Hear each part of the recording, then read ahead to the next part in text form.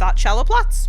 Her name is Erika, and she really likes to watch horror movies. And her name is Katy, and she really likes to overanalyze things. And what are we overanalyzing today? Oh, we are... I think we've outdone ourselves as far as over-analysis goes. It's definitely going to be up there with the other Jordan Peele movie that we did, where we also overanalyzed a lot. I did have a thought last night, like kind of going through research, just being like, holy shit, is this going to be another 2-part? Yeah. Does Jordan Peele just do this to us? Yeah, right? Why is he so good at making movies? Why is he so good at making movies? So this is Get Out. I don't think we said this is his debut. Yeah, 2017, Get Out. Yes. So, right off the bat, I just want to mention some superlatives, if I can. Yeah. First of all, it's actually maybe not a superlative. Second Jordan Peele film. That we've done, yes. That we've done. This is the second appearance by Daniel Kaluuya as a result. And it is also on the pod, yes. And it is also the second appearance by Bradley Whitford on the pod. From our very first episode. Finally getting back to the man, the myth, the legend. Once again playing a villain. Yeah.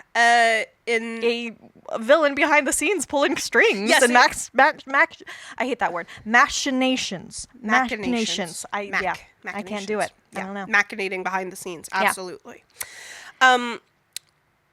So I want to just immediately say that this movie does one of the things that I actually don't like when horror movies do, which feels like the unnecessary killing of an animal. Right at the jump. But once I kind of realized what function it served to the plot, I was like, okay, I'm not as mad now. No, Jordan Peele isn't throwing it in there just because that's a thing you do in horror to foreshadow violence to come. That shit's gonna go down. He's thinking about it more. Yeah. I will also say my jump scare count. Yeah. Pretty low. Only 2. Okay. But the deer hitting the car is one of them. Is always, even though, this was not my first time seeing this movie, but still, it is very they're having a conversation. It's and always then, startling. Yeah. Yeah.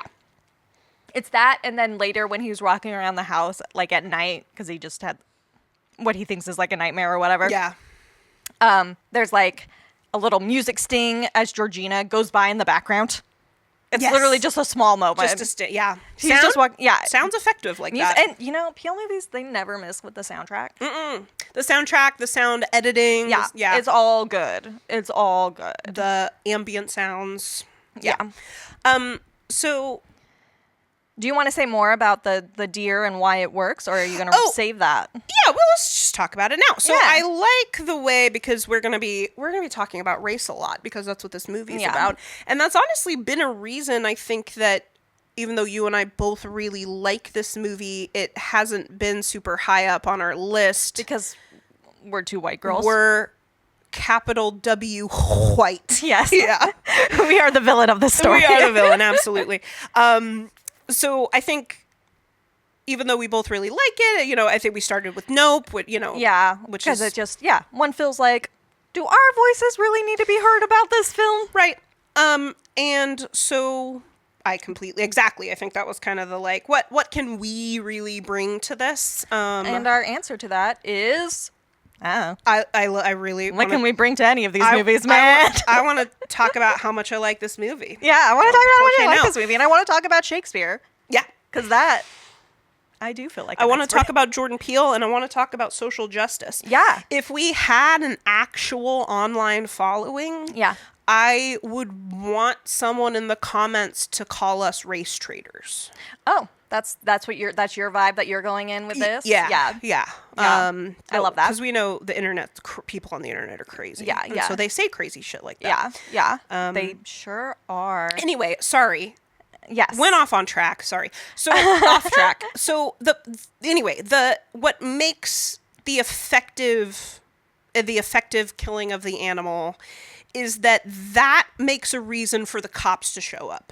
Yes. And for this interracial couple, Chris and Rose, to interact with law enforcement together. Yeah, which is good. And that sets up a lot of... It sets up literally everything. Yeah. And I was like, okay, that makes sense, because deers do be running in the middle of roads. And then Jordan Peele, he's probably my favorite horror writer today. Like his films are so tight. They're so good. I say this every time. Yeah. Like everything ties in. I think it finds its peak in Nope because that's like his third film. He's really gotten third time's a charm. Though I mean, there is something about just the story of Get Out that is so fresh and beautiful. Right. You know, and it still has these little things that tie together beautifully. And one of those things is the idea of hit and runs.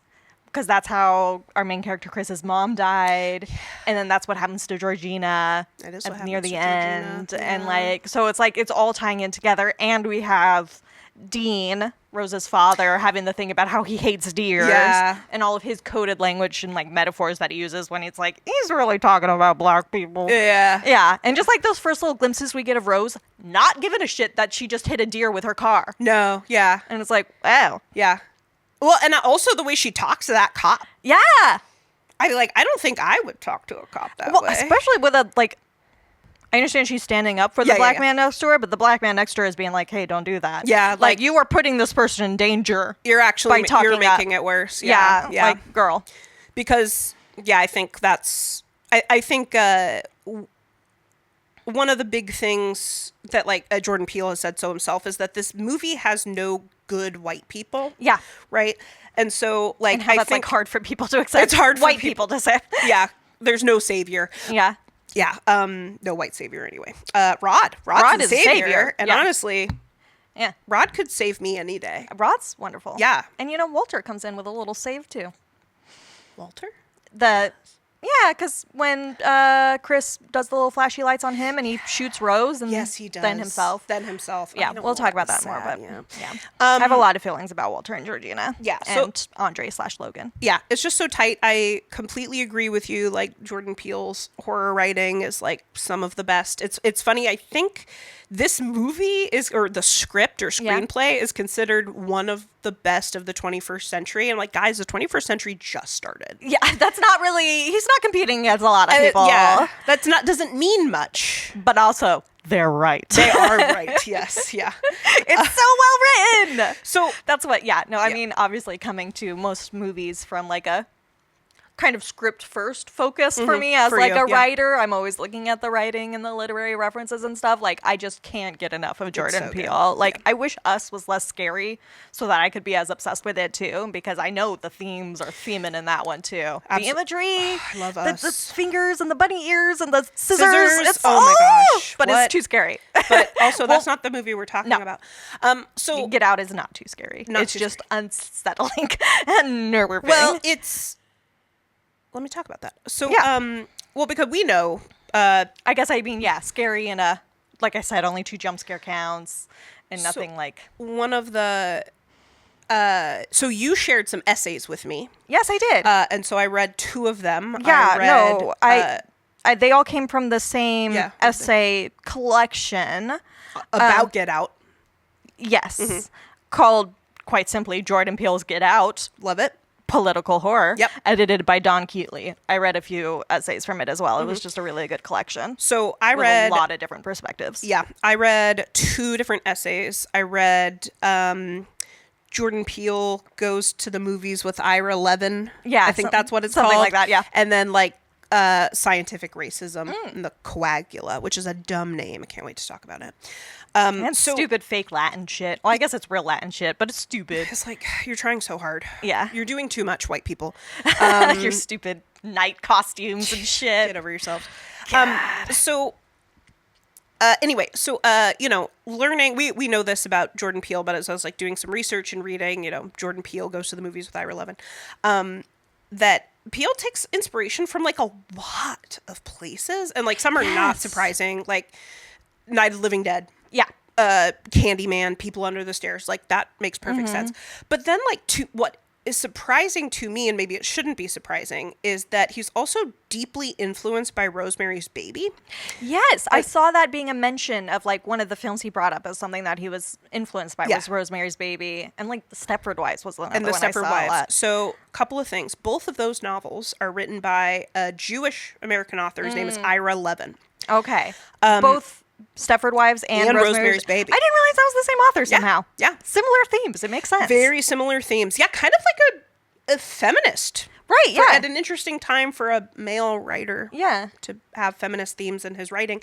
He also wrote this novel called The Boys from Brazil, which is so Ira Levin has in his works, there is sort of a underlining like Jewish paranoia. Yeah. That I think is what Peele is kind of picking up on. So The Boys from Brazil, absolutely like fascinating sounding novel. Apparently it's about like Joseph Mengele has gotten out of Europe after World War II. Okay. And has created like clones of Hitler. Oh. Yeah. Brazil. The people who, all the Nazis who escaped to South America. Okay. Well, a lot of them went to Argentina. They kind of went everywhere. Yeah. Anyway, so it's called Boys from Brazil. So interesting. So as I was reading, I don't remember the name of the author of that essay. I can pull it up real quick. They mention that Rosemary's Baby reads like a Jewish nightmare of religious oppression.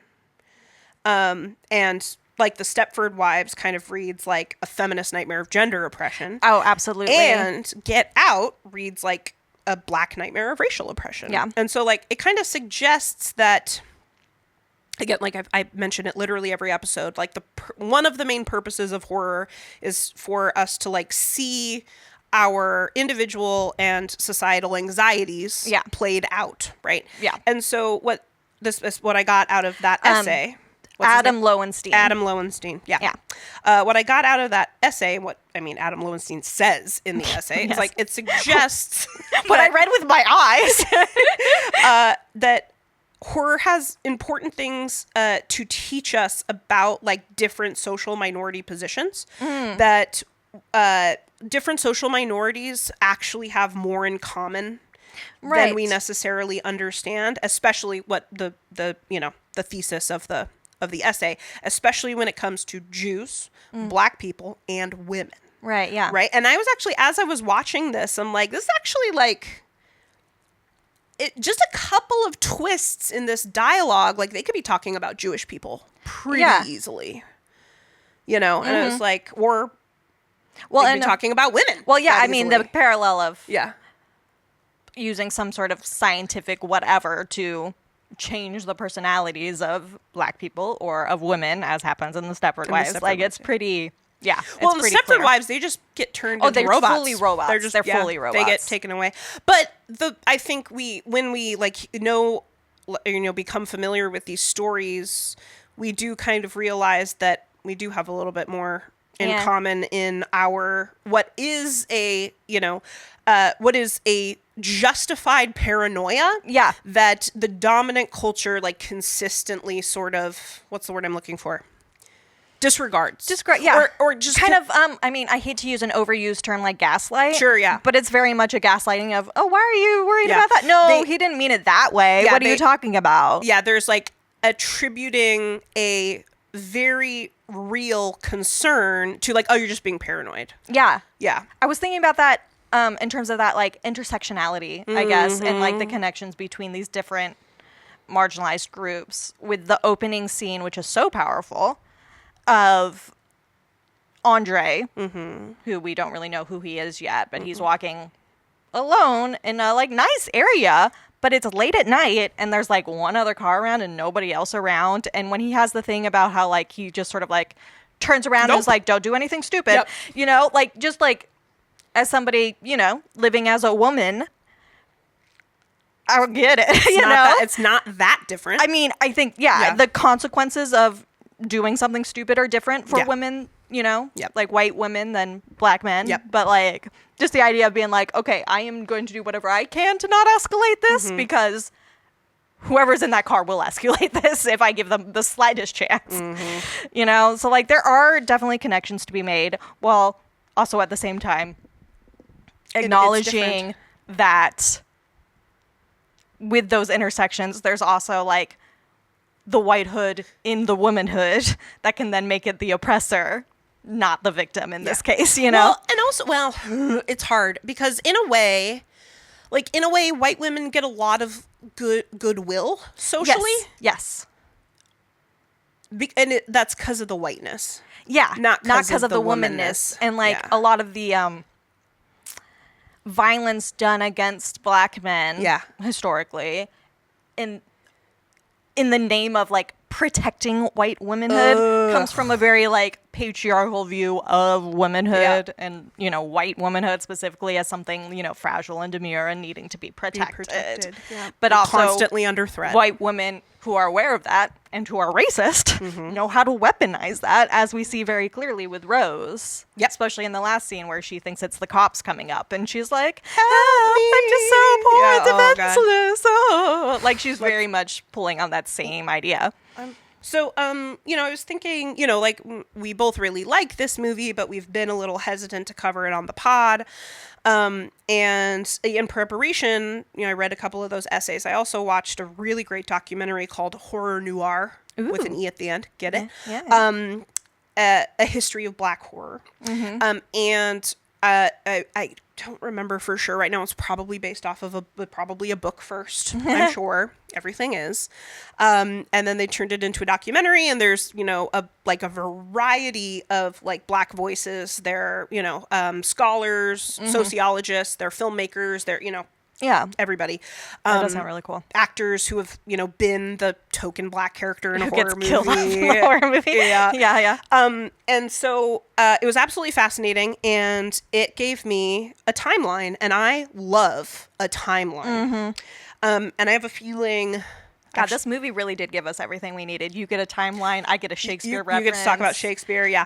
God, about this movie's good. the timeline of black horror specifically in America, right? Right, yeah. Because the American black experience is unique. Yeah. Right?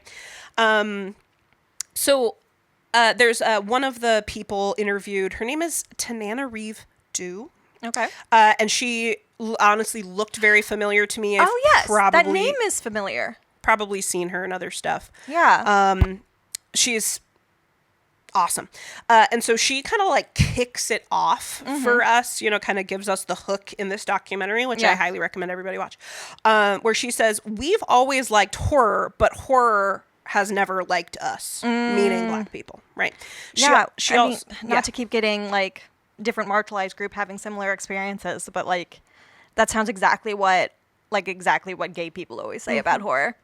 Gay people love horror. Well, because monsters, right? Yeah. She also says... she's the one who wrote The Living Blood. She's... Okay. Now I know why I know her name. Okay. What's that about? She's actually... Wow, she's written a lot more books than I realized. She's prolific, yeah. Deformity, My Soul to Keep, The Good House, The Between, The Living Blood, Ghost and Summer, Blood Colony... Are these fiction or nonfiction? Fiction. She also says... I mean, you know, she's interviewed throughout the documentary, but she just has like a couple of pretty powerful truth bombs. And the other one is... she just says, Black history is black horror. Yeah. And I'm like, yeah. And then again, kind of thinking like not entirely dissimilar from Jewish people. And so, you know, we get this basically a timeline of the representation of black people in American horror movies. And it starts really one of the first representations of black people in cinema, American cinema, is in 1915's Birth of a Nation. Oh. I was like, ooh, that for Oh, right. Cool your jets. So the black representation in that film is a white man in blackface. Yep. Who is pining after and trying to attack a white woman, right? And the happy ending is that this white man in blackface gets lynched by the Klan. Right, yeah. She doesn't even live either. Doesn't she like kill herself to avoid being raped or whatever? Yes. Woohoo, yeah. Bad. So in 1915, so we've got 102 years before Get Out. Yeah. So like this is a quick turnaround, right? So you probably, like, you know about Birth of a Nation, and you probably already know that President Wilson, who was president at the time when it was released, loved this movie. He screened it at the White House. And so, you know, it's interesting the way life imitates art and art imitates life, because then really what happens when the president is like, you know, in love with this movie and promoting this movie, then this movie becomes policy. Right? So that is the first really solidification of what we've already mentioned, which is like the stereotype of black men lusting over white women as a horror trope. Yeah. And then it comes back, I mean, King Kong. Right. That's what King Kong is about, yeah. Yeah. So in the early 20th century, like in American media, black people are portrayed the way white audiences want them portrayed, which is a little deficient, maybe a little deviant, and obviously a danger to white women. Yeah. Right? But not generally much of a danger to white men, huh? No, definitely not. Yeah. No. And then through like the off of the back of Birth of a Nation, through the 20s through the 60s, Hollywood produces what are called race films. That's what they're called. And so a race film is a genre of Hollywood film that features an entirely black cast because it's meant to be aimed towards black audiences. Right. It's like, here's your black cast, but production is entirely white. Written, produced, directed by white people. I know. Hollywood always thinks they can get away with that sort of thing. Like, here's a movie all about women. Yeah. With an entirely male. Yeah. Like, we were talking about that with The Exorcist. Yeah. Like, this is supposed to be about a little girl. Where are the women involved in the writing? Because it's not about her. Yeah. It's not about Reagan. It's not. Yeah. So anyway, these films were like, Hollywood was making them in order to, get a black market. Right, because they film. only care about the commodification. Right. So it's like, if you're not actually telling black stories, then how are you actually going to get black audiences? Right. You're really just feeding more to white people. Yeah. So the point of these films is to market them to black people to watch. So this is really the first actual representation of black people in American film, not just white people in blackface. Right. But yeah, like you were mentioning, this doesn't accurately portray black life, but it's like blackness acceptable to the white intellect, even though these movies are supposed to be for black people, whatever. I learned from this documentary about a lot of movies that I didn't know existed, right? So in 1940, the very first black-made horror film comes out. Whoa. Directed by a man named Spencer Williams, who's sort of considered the godfather of black cinema, at least in the United States. Oh.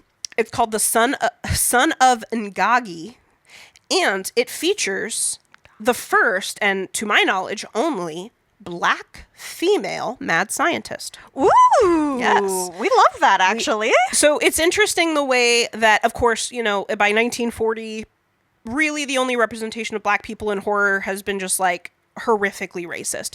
Right. And so The Son of Ngagi, how do you explain this? Like the way that people will like turn themselves into objects in order to see representation.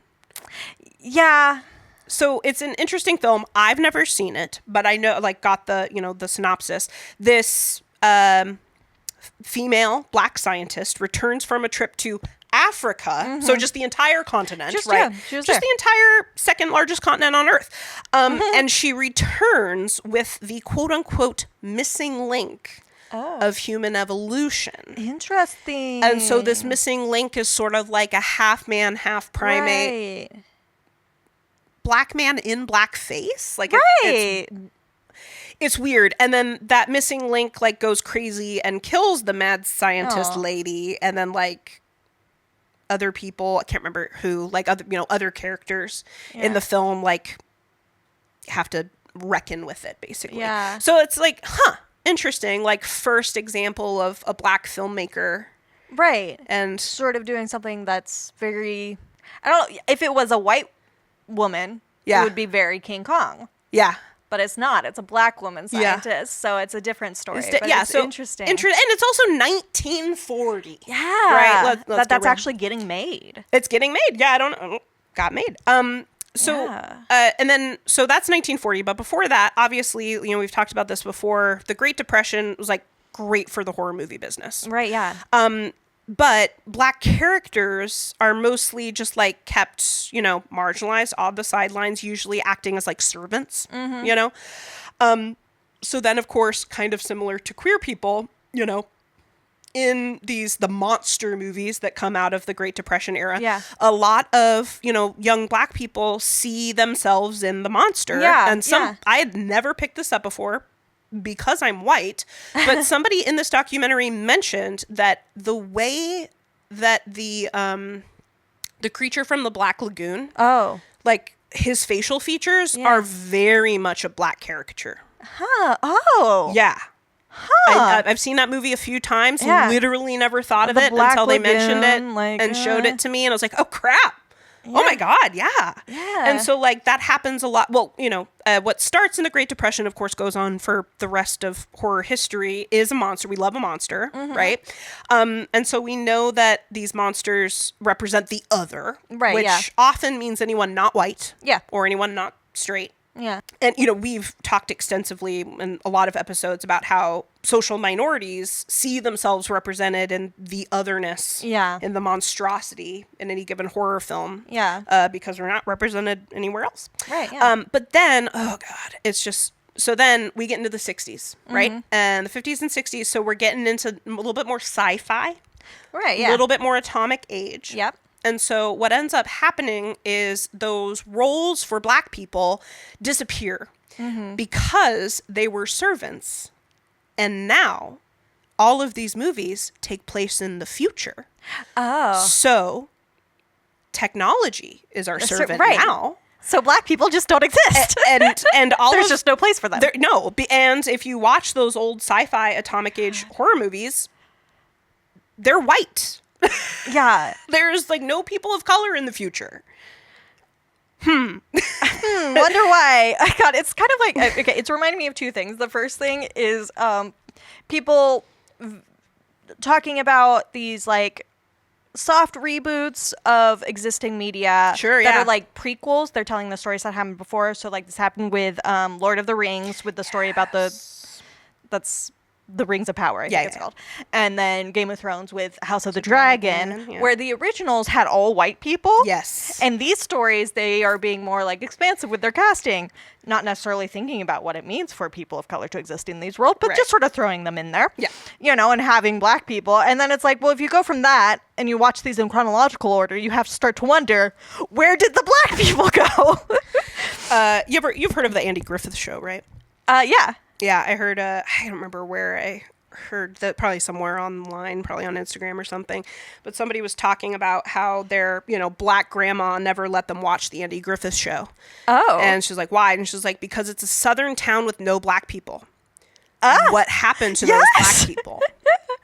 That's so true. These are good. No, and then the other thing it made me think of, because of the science age of it all. Yes. I just had to look up the details of it because it was a big deal, kind of controversy. And, there was there were all those magazines that had comics and short stories in them, that had science fiction stories. This one I think was in, let me see, Incredible Science Fiction, I think. Okay. One of their issues, where it was a story that was hard to actually get published, as it was in 1953.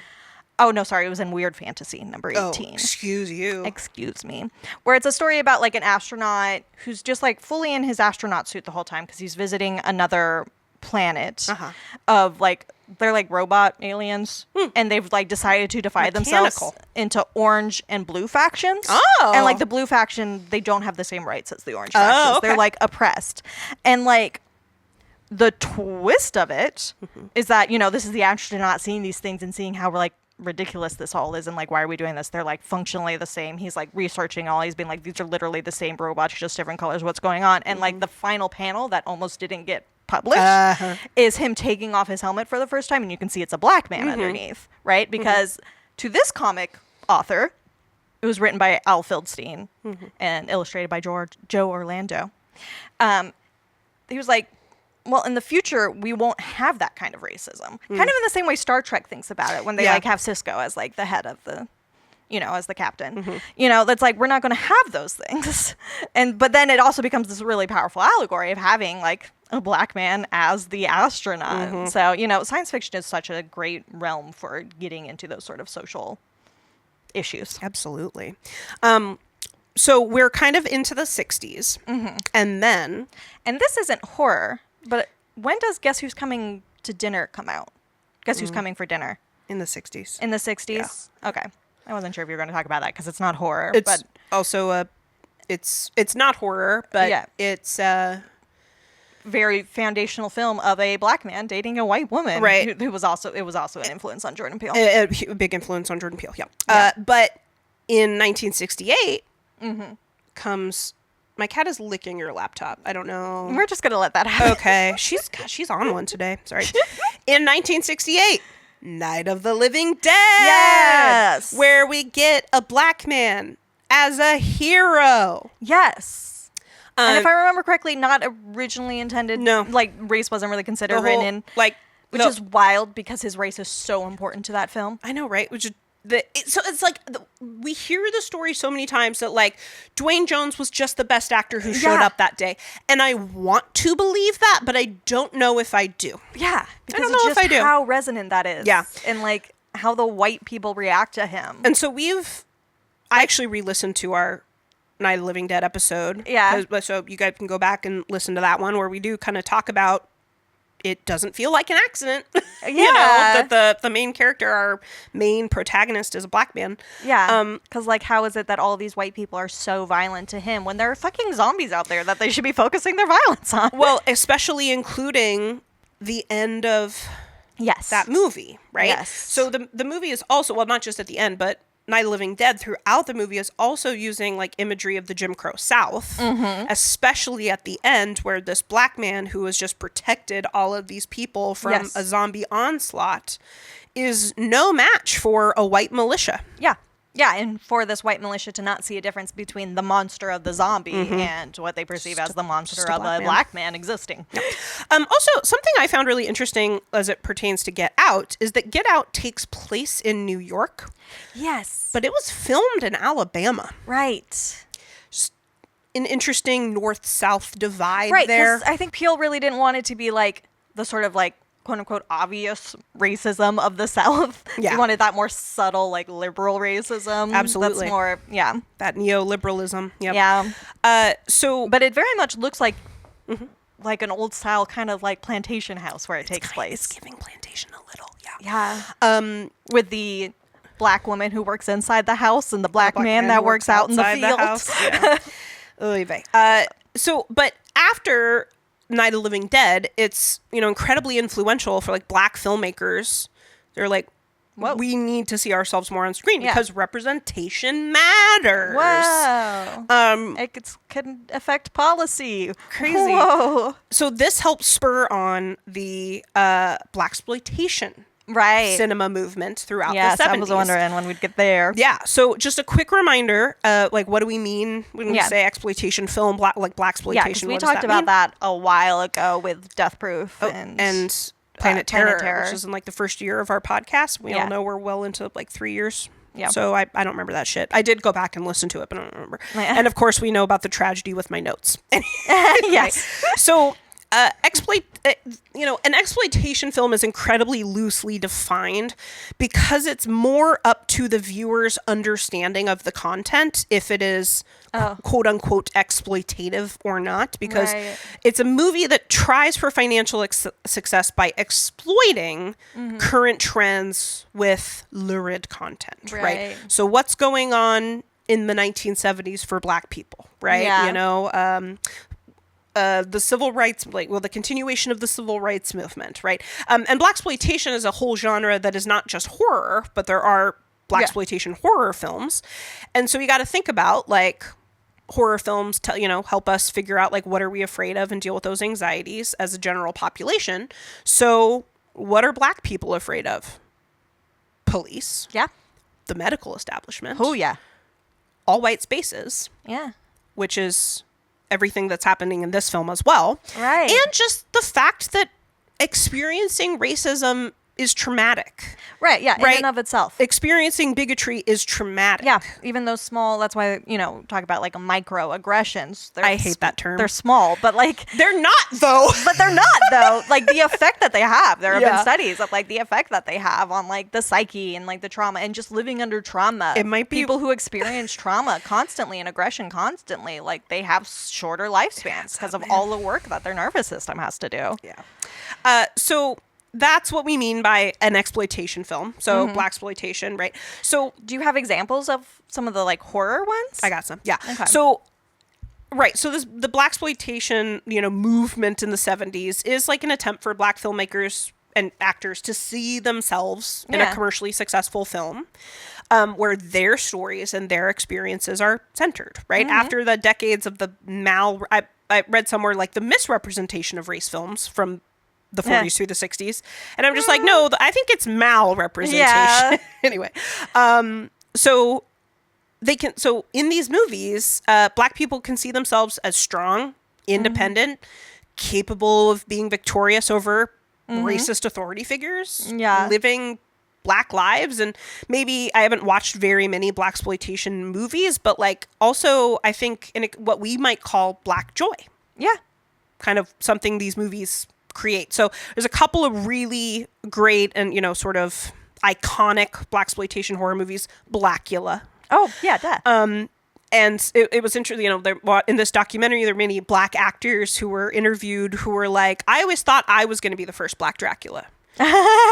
Because again, a lot of young Black men found themselves identifying with those monster movies, the monsters from their childhood. So it was like a lot of Black actors who was like, I wanted to be the first Black Dracula. I was like, God, sorry. There had to be a first one. But it's really interesting to like Dracula specifically as something to with what we were talking about, the imperiling of white womanhood. Yeah, exactly. Like that's literally what Dracula's deal is too. Yeah. He's an Eastern foreigner. But a foreigner. Yeah. Yeah. Preying on white womanhood in the West. Yeah. So like Black men already have a history of being vilified as monsters. So yeah. So why keep not? up the good work. Here's actually. And Dracula is just hot and cool. Yeah, he is. And Blackula is hot and cool. Yeah. Actually, I didn't know that this movie existed, but I think this would have been a better movie for our Hot Possession summer. Oh. It's just called Abby. And it is about a Black woman who gets possessed by a sexually obsessed demon. Interesting. So it's a possession story. Yeah. And of course we see like this, what could be more terrifying than a Black woman's sexuality. Right, yeah. Right. So I don't know how that story ends. Yeah, we might have to look into that one. Like, when did it come out? In the 70s. In the 70s. Yeah, all these are 70s movies. Well, I mean, off after The Exorcist. Yeah. Of course, because that's when possession got big. But and then one of the, kind of most highly regarded blaxploitation horror movies is one called Ganja and Hess. It's a vampire story. There's a lot of Black vampire stories. Yeah. Yeah. I've read a lot of really good ones. Yeah. And that just made me think of Sinners. Oh, yeah, and Sinners. Another great Black vampire movie. And actually, sorry. What is important? There's something about vampires, about being taken from their home or like leaving their home, but needing to keep like the grave soil to keep their life, like needing to keep that part of their home that I could feel like be resonant with like African diaspora. Yeah, especially in America. Yeah. Maybe. And needing to find community with each other and stuff. And those other types of telling of vampires where they aren't just like a lone vampire preying when on they people. hang out in packs and stuff. Yeah. They call it a pack. Oh. I don't know. So I want to make it clear, though, that there were blaxploitation films that were created and acted by Black people. Yeah. But then there were also blaxploitation films, again, sort of like coming back to the race films of being created by all white people, but performed by Black people. Right. And unfortunately, to my understanding, both of those types of films both get counted as blaxploitation, which I don't love, but right, because they do. Yeah, they're clearly coming with different intentions. It's not my exploitation. I don't get to decide that. Yeah. And so definitely not my exploitation. Not my exploitation. Hashtag not my exploitation. Stupid. So by the end of the 70s, there kind of is like a backlash on blaxploitation, especially like by Black audiences. The idea is that it is also stereotyped representation. Right. Yeah. It's the blaxploitation genre that again like solidifies like Black men as pimps, right, and Black women as again highly sexual, maybe sex workers.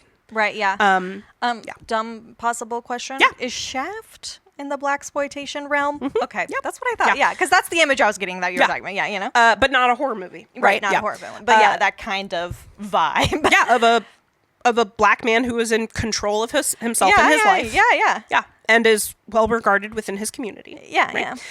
So, and then by the 1980s, I mean, we've talked about the 80s extensively too.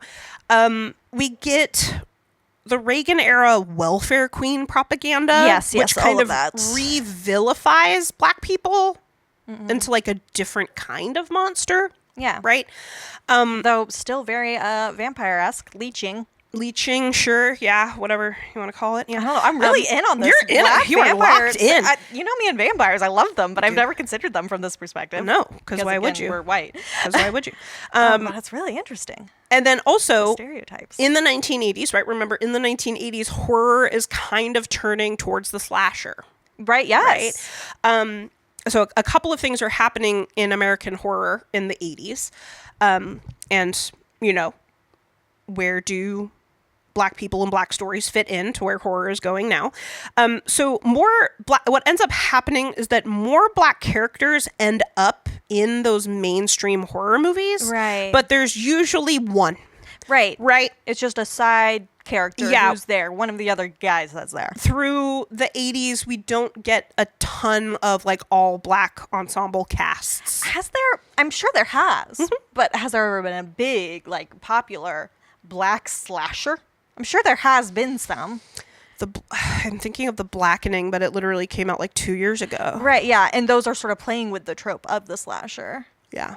But, like, were there any, at the time that were, like, capitalizing on that slasher in, like, the 80s and the 90s? I got a couple, because there's another part of the 80s that's really interesting.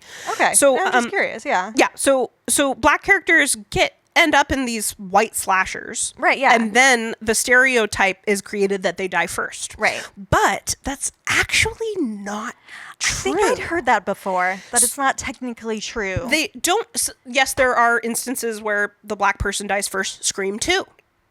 Oh, yeah. Remember? Yeah. Especially, and like after Jada Pinkett and Omar Epps have a conversation about how, about black representation in horror movies and how they're, you know. Yeah, so they're being very tongue-in-cheek about it. Very, which, of course, because that franchise is meta like that. Yeah. But it's not entirely true that the black guy dies first, right? But their roles are very much tokenized. Mm-hmm. And yes, they have no internal motivation. Right. Their motivation is the well-being of the white protagonist. Right. They're just there to be a sidekick. Right. At best. Think like a red shirt in Star Trek. Yeah. They are the ones who die early. Yeah. To show that the stakes are high and the danger is real for white people. Right. Right. Kind of like those, I hate to say it, but like those animal deaths. Yes. It's like foreshadowing the actual terror. Actual terror. It could be us. The actual danger. Yeah. Yeah. And so what... Shoot, I should have looked this up. Sorry, dudes. In the movie The Craft, great movie, there's a black character, right? Yeah. She's the one black girl in the group of white girls. And that actress, whose name escapes me at the moment, I apologize. She was interviewed for this documentary. We got to do The Craft sometime. Yeah, I love The Craft. That actress was interviewed, and you know, something that she said that was really really interesting to me is she's like, do you know how many times I had to practice the line reading? Are you okay? Are you okay? Well, and she just like gives like 5 different readings of, are you okay? And she just has to say it all the time. She's like, that's literally was my only line. Wow. Like all I ever did was look after the white protagonist. I'm trying to remember the actress's name is Rachel True, by the way. Thank you. And I'm remembering. Shout out to Rachel True. Obviously, Fairuza Balk's whole thing was that she was the crazy one. She's fucking crazy. Yeah. Right. And Robin Tooney's our like main character. Yes. You know, and I remember Neve Campbell's thing was like she had like some burn scars or something. Yeah. I'm trying to remember why Rachel True's character was interested in being a witch. Like she was facing racism. Is that what it was? Yeah. So shoot, what's her name? Christine Brinkley? Yeah, Is that her name? She plays like just the super racist blonde girl who like calls her names. Damn. Yeah, it's nuts. Yeah, we got it. We'll do the Craft. I haven't actually seen it like since I was a kid, but I loved it. Oh my goodness, it's so good. A teen. So that happens, right? But there's another thing that happens in horror movies in the 1980s because again, life is imitating art, art is imitating life. Sorry, I'm going to let you get back to what you're saying, but we are so white. I'm just now realizing that is what they do in Cabin in the Woods. There is one black guy. It's all white He's a people. very light-skinned black man. Yeah. But yes, but you're yeah, right. Yeah. it's their one He's token not white. black guy. Yeah. Because they're playing with all of the tropes. It includes that one. Yep. Wow. Anyway, continue. So, what was interesting that the documentary mentions sort of this 1980s flight of white people to the suburbs. Right, yeah. And yes, that's true, but I'm like, girl, I didn't start in the 80s. No. It started right after World War II. Yeah. So we get that white but flight. that 80s suburb. Right. So flag. that idea of white flight, we Yeah. kind of get that first push in the 50s. Yeah. Because the idea is that white people are terrified of how diverse the city is becoming. Yes. And so they're running away to the suburbs where they can isolate themselves in their whiteness, right? Yeah. And so live in houses where it says in the deed that you're not allowed to sell it to sell a it. black person or a Jew. right, yeah. So in the 80s, we get this kind of other big movement of white families out to the suburbs. And then we get suburban horror. Mm-hmm. So Poltergeist, like, gold star example of that genre, right? Halloween Right. 2, The Burbs, suburban horror. So suburban horror comes out, and again, like, oh my gosh, we're so white. I never thought about how much suburban horror, like, really encapsulates the horrors of white supremacy. So, like, suburban horror represents, like, the destruction of community through paranoia about your neighbors, right? Yeah. Distrust of your neighbors. Yeah. Isolation and individualism, but also conformity. Right. Right? And appearance over actual connection. Right. That sounds like white supremacy to me. Yeah. So the idea of the suburbs, in part, comes out of the World War II scramble. Actually learned a couple interesting things about this. Yes, the white flight, but also gotta squash any communist revolutionary ideas. Right. So if we can give working class white people a way White to people. property ownership and a stake in capitalism, Right. in exchange for any silly revolutionary ideas or Yeah. class Yeah. solidarity, they get a stake in capitalism. Right. And And that has worked to today. yeah. Of the idea of, like, how many white laborers, I guess you would say, like, kind of vote against their own interests and don't see their solidarity with Yeah. other oppressed groups, don't see themselves as oppressed because they feel like they've bought in. Because of the political function of race. Yeah. So we can give white people property ownership and again, sort of separate them and make sure that, like, class isolate solidarity them, is yeah. less likely. And you can't fight for, radical change when you're fighting for a better school district. Right. Yeah. Yeah. So, and then this is, you Fascinating. kind of mentioned this already, but Get Out opens on a dark suburban street. Yeah. And It's very purposely a quote unquote safe neighborhood. safe neighborhood. Yeah. Chris, we're meant to believe that he lives in a major city. Like, we're supposed to believe it's New York City. Well, right? yeah, he's referred to as a urban photographer. Right. Because he does, like, street photography. He does street photography, and he does also capture, like, the black experience, the black city experience through his photography. And so that's something that a lot of old white people, they use the word urban to refer to black people. It's true for Michael Scott in The Office, but it's like the joke's on him. That, what's interesting is that Chris lives in the city and he's, like, pretty successful, relatively sounds like it. self-sufficient. He's got Yeah. a nice apartment. It's like he's, making a living off of the thing he likes to do. Which is incredible. And it's hard to be an artist. Yeah, and it's like Rose that leads him into the isolation of a rural home away from black community. And that is where he is in danger. That is where black people are in danger, is in all white spaces. And I just can't help but think of just a couple of recent news stories. I know. About the deaths of black people. Yeah. After spending significant amounts of time in all white spaces. Yeah. It's kind of like when we did the second Purge, we're not living in the Purge, obviously. No. But aren't we? But aren't there certain... So again, life imitating art, art imitating life. Yeah. Right. No, and I love that opening scene is so good. And I'm not the first person to sort of note that, like, him as the, like, quote unquote stranger in the neighborhood, the sort of neighborhood that probably has neighborhood watch signs around. You know what I mean? Like one of those kind of neighborhoods. Like the sort of neighborhood where a white person will get scared at the sight of a black man and call the cops or get their own gun out and follow them. Like, a lot of reviewers and people writing about this film mentioned Trayvon Martin's murder. It was like a very similar sort of like, here he was just existing, walking around, and somebody decided they needed to be a street vigilante and do something about it.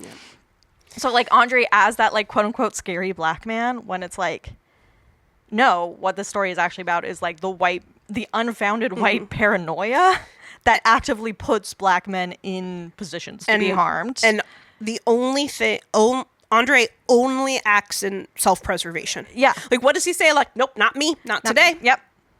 He really does his best. He's like, I'm not even going to engage. I'm turning around. I'm not a part of it. Don't worry about it. And isn't that familiar as a woman? Yeah. It's familiar. I know. Sorry, I'm almost done, I swear. No, I love it. I'm loving everything that you're telling me. A couple of fun things. So anyway, sorry. Let me finish this thought. So again, it's Rose who leads him into the isolation of the rural home, away from his black community, puts him in danger. And Rod, a member of his black community, comes to save him, right? Comes all the way out there and to take him back. What I imagine, to take him back to the city. Yeah. You know, be like, let's get you away from this all white space. It's not good for you. You know? Yeah. So like he's saved by his black community. Yeah. I think that's nice. And not only by Rod, but also by them knowing and being able to recognize who Andre actually is. Yes. Not Logan, but like, yes. Oh yeah, that's the guy who was hanging That's out Andre. with that girl that we know through the whoever. Yeah. I forget how. It's not like somebody that they know super well, because Chris is like, he's sort of familiar. I don't know. Yeah. It takes Rod to be like, oh yeah, we do know that guy through so-and-so's sister or something. Community, man. Yeah, it's all about community. So then in the 90s, we get, in 1992 comes Candyman. Another really influential film for Jordan Peele. Yes. And this one's a really interesting spin on black representation in horror movies, because a black man is the literal villain. Right. And he is sort of tormenting a white woman. It is kind of still playing it with like that. Yeah. Yeah. Like, you know, again, the people perhaps to be palatable to a white audience who they want to come see it. Yeah, maybe. But, you know, like, again, the, you know, black filmmakers who were interviewed for this documentary are like, there's a lot of great things about Candyman, right? You know, as way like that a they're black doing story. That. Yeah. But like, we're still a little bit in that stereotype of like black men being dangerous to white women, right? But there are sequels to Candyman where that make him a little bit more of an empathetic character, and we get to see that his origin story is a result of racial violence. Like he is a monster created by white racism. I'm gonna have resonances with that when we get to talking about Othello. Okay. Yes. Another quote unquote black villain. Quote unquote. Yeah. You know? They did not do Othello like that. And then in 1995, this movie called Tales from the Hood comes out. Okay. I don't think I know that. This is one I have not watched yet, and it's going to be on my list for this October. So it's an anthology series. Okay. So I think it's probably meant to be a play on Tales from the Crypt. Right, yeah. Yeah. And it's an anthology movie that has like 5 black stories that are specifically appealing to black fears and anxieties. So there's a police brutality story, right, which is 1995, so post Rodney King. Right. We have a domestic abuse story. There's a racist elected official story. Yeah. Right. You know, so it's just like, what are black people scared of, right?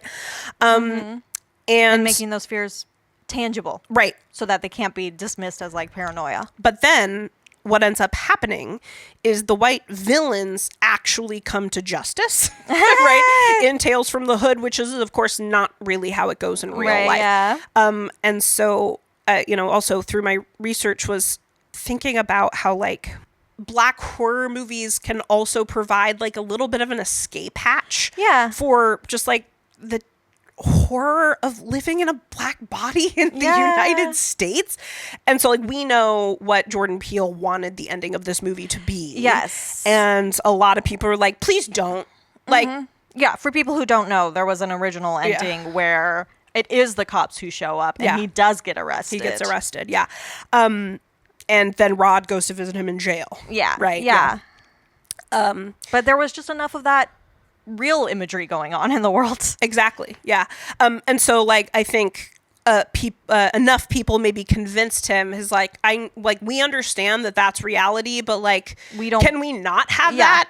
There's enough like in our reality in this film, right, honestly, that we've already had to confront.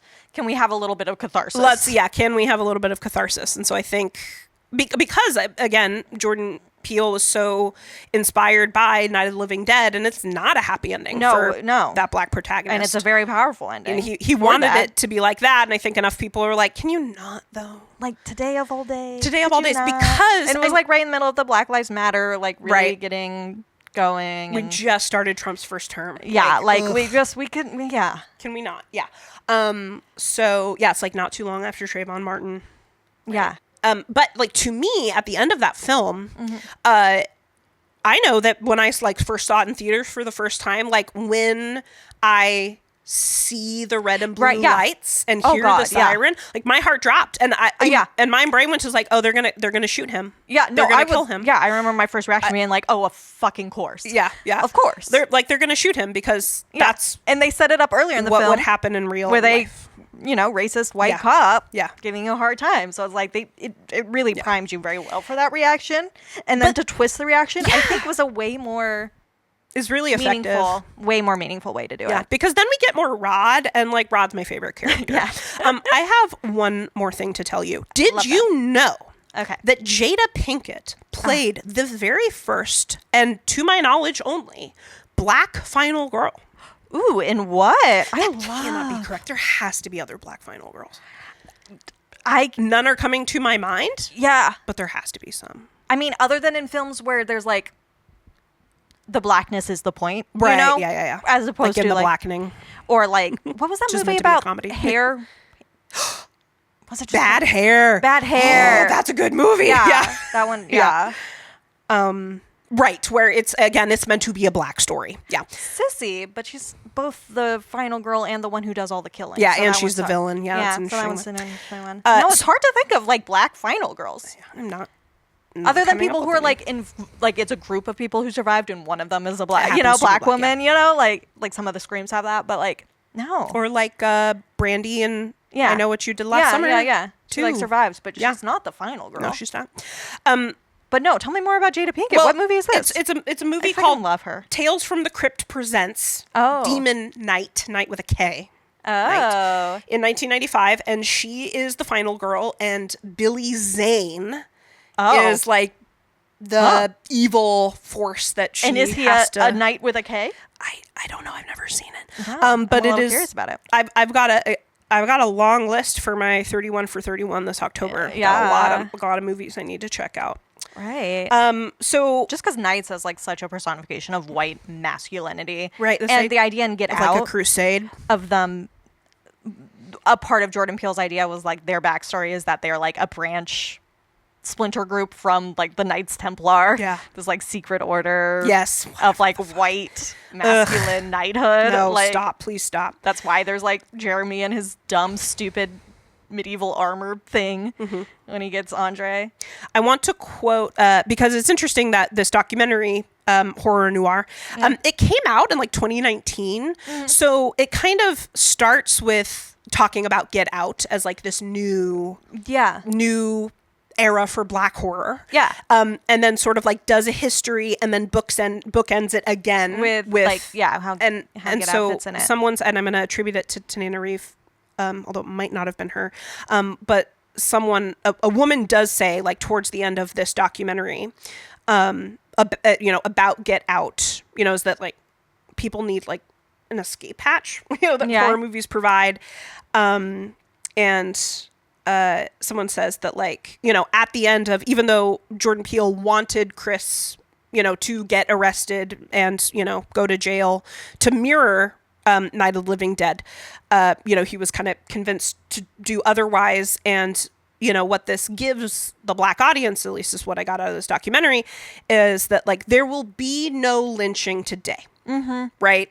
Like, and that's the power of Get Out, right? Is like we can play on these tropes and explore like the racial violence that black people experience, and we're not going to do that. We're not doing that today. Yeah, and I like that. We're just going to not, because we're just going to have it be a win. Because, I mean, like, what else do you call what happens to Andre? Yeah. Yeah. And, like, what else do you call their literal silent auction? Yeah. Like, what do you call that but a slave auction? It's a slave auction. It absolutely is a slave auction. Are you ready to actually talk about this? I know. We've spent the first hour. We were talking for an hour. And we've hardly even talked about the film because that's the power of Get Out. Did you see how I tried to, like, sprinkle it in? How is this relevant to Get Out? Yeah. But, you know, we got to do our thing that we normally do, which is sort of go through the characters. You want to start with Chris? Of course. We should always start with Chris. He is our final girl. He's our final boy. Yeah. If this was a slasher. Yes. He's our main character. He is our main character, and he is also the other. Yeah. Right?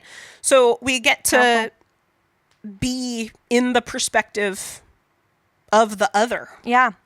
Which is pretty nice. Yeah, and we're very much in his... I was thinking a lot, you know... And we know he's not monstrous. Yes. Right. Because we are very much in his life, and we can see, like, here are the photographs he takes. Here's him shaving. This is what his art is like. Yeah, this is his friends. He's got a dog. He's got a dog. Sid. And, like, I'm going to be honest. What kind of dog? I say he's a kind of fluffy dog. Yeah, just one of those little fluffers. It's just interesting. Like, I wouldn't expect a man like Chris to have a dog like... One of those little tiny dogs. Kind of a smaller, fluffier dog. Yeah. Maybe it's just some stereotype that I'm falling for. It's not like a man's dog. It's not. No, you don't see him going out with it to, I don't know, explore the wilderness or whatever. Great. Yeah. I mean, whatever. It's like one of those dogs you expect gay men to have. The stereotype of the gay men with their two little pugs. Or like a man who's in a relationship with a woman to have. Yeah, yeah. Which he is, but it's like his dog. It's very much his dog. It's his dog, and if anybody else is Rod's. Rod is taking care of that dog. Yes. Or yeah. So I love Sid. I love the state that they get Chris to in the end. Yes. Where he tells Rose, because he's all in his head. Missy, Rose's mom, has gotten him all in his head about how his mom died and how he didn't do anything, but like he was a child. Worst therapist ever. Yeah. But how he's talking to Rose and how he's like, "You're all I've got." And I'm like, dude, really? Under no circumstances is she's all you've got. You've known her for like 5 months. Yeah. It's because he's isolated. They get him to such a state where he just forgets about Rod, who he had just been on the phone with, and Sid, his dog. If you have a dog, you're not all alone. Yeah. That's how I feel about it. But no, they get him to such a state of isolation in an all-white space. Where he feels like Rose is his only ally. Right. And she's not really an ally. And it's interesting because he does...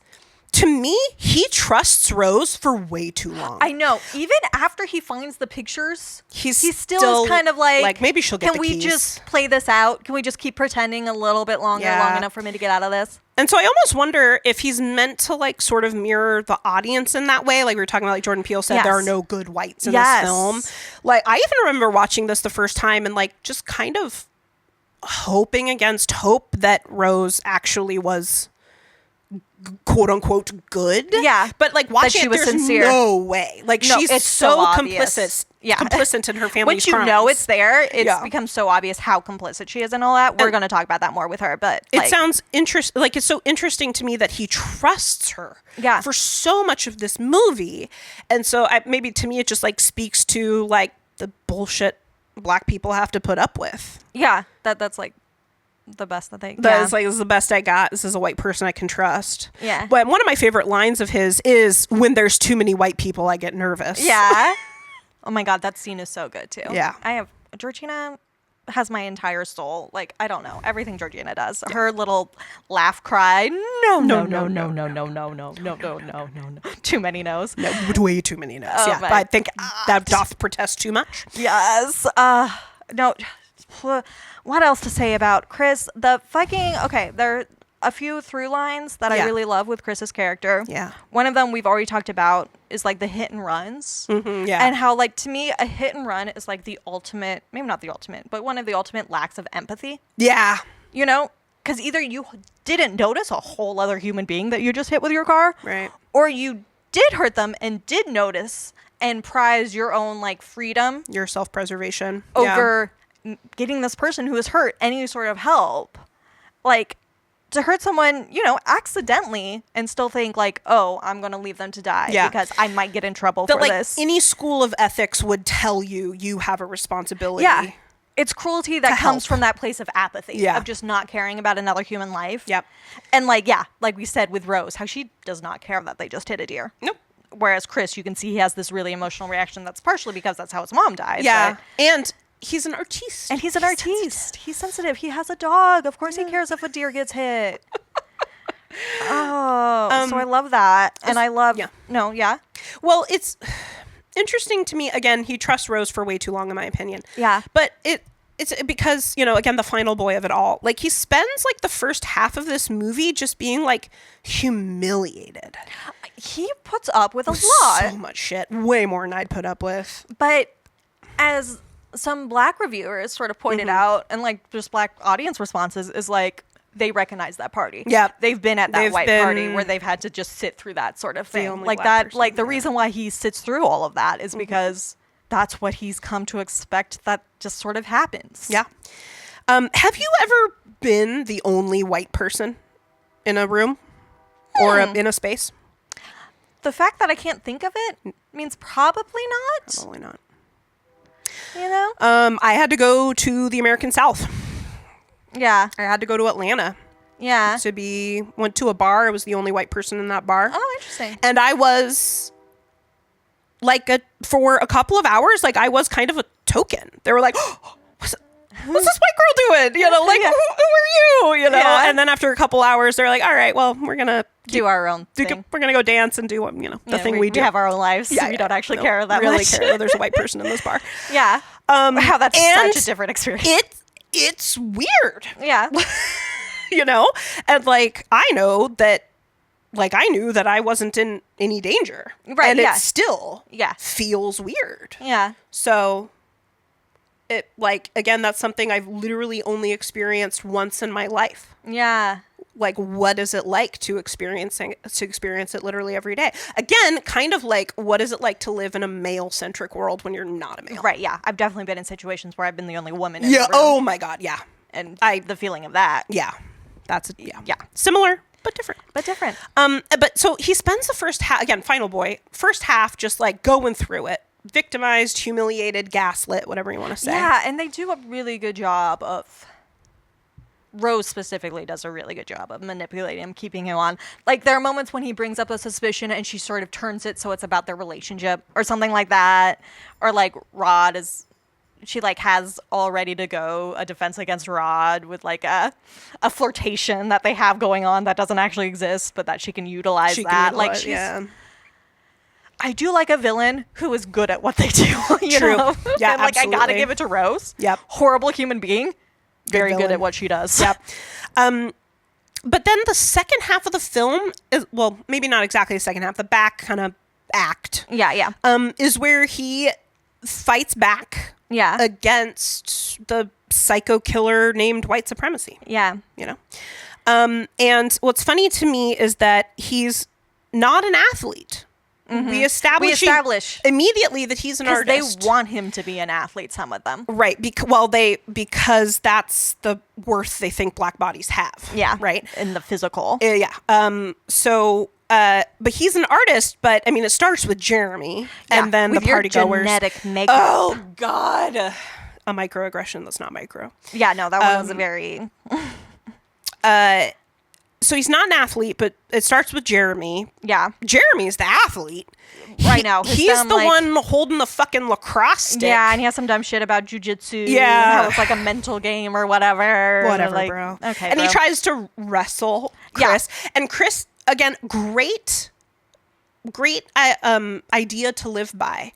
I don't wrestle with don't play fight with drunk dudes. Yeah. Is that what he says? Yeah, something like that. Fantastic. I know, it's a good idea. Policy. Yeah. I don't think you should do anything physical with drunk people. Yeah, absolutely it's just not. a recipe for disaster. Yep. And it's a great defense to not have to say you're a racist piece of shit. Because Chris doesn't want to escalate things. Because he knows that if he escalates things, that will come down on him, not on that other person who started it. Because they're with his just family. Like with the cop. Yeah. Like, he knows what the stakes are for him and how they differ from the stakes for, like, Jeremy, who his family is like, he gets stupid when he's drunk. Yeah. Like, that's what they have to say is, like, he's just drunk. Like, if I was really with a family who said, like, oh, he's just drunk, when it was like he was being so overtly racist. Yeah. Like, if Rose was really like the ally that she pretends to be, she would not fucking stand for that excuse, you know? So especially since it's her brother. Like, who doesn't love to yell at their brother? I know. He just got done telling embarrassing stories about her. Yeah, like, come call on. him a racist asshole. Who Be like, no, you're being a racist asshole. Yeah. Go the fuck to sleep. Get out of here. Yeah, so Chris is not an athlete. Yeah. But he is being forced into that role by them, yeah, because they want to make him into something he's not. Yeah. Right? Chris really is responsible for a lot of the kills in this movie. Yes. And he just gets some good ones. Like when he takes Jeremy down with what I think is a croquet ball. Yeah, something like that. I like that. Again, like sort of the... Right. And we have to talk about how, like, again, Jordan Peele, he sets things up and then he fucking delivers on them. Sets up those dominoes and knocks them down. When we get Chris, the flashback to him as a boy scratching the armrest when he's like worried about his mom because she hasn't come home, but he's not doing anything. He's watching anything, scratching that armrest, and we see him then in the present being like hypnotized or whatever, scratching the armrest, and then he's doing it again when he's captured, freaking out, and he scratches it, and cotton comes out, and he's able to use that cotton to plug his ears so that he doesn't fall under the hypnosis again, like literally picking cotton. Obviously everybody who's in this movie has talked about this, but like the payoff of it, the way it's set up is so good. Can I ask you a question? Yeah. Because obviously seeing this movie, it is obvious that is supposed to be we get the imagery, right? Yeah. But this is so stupid.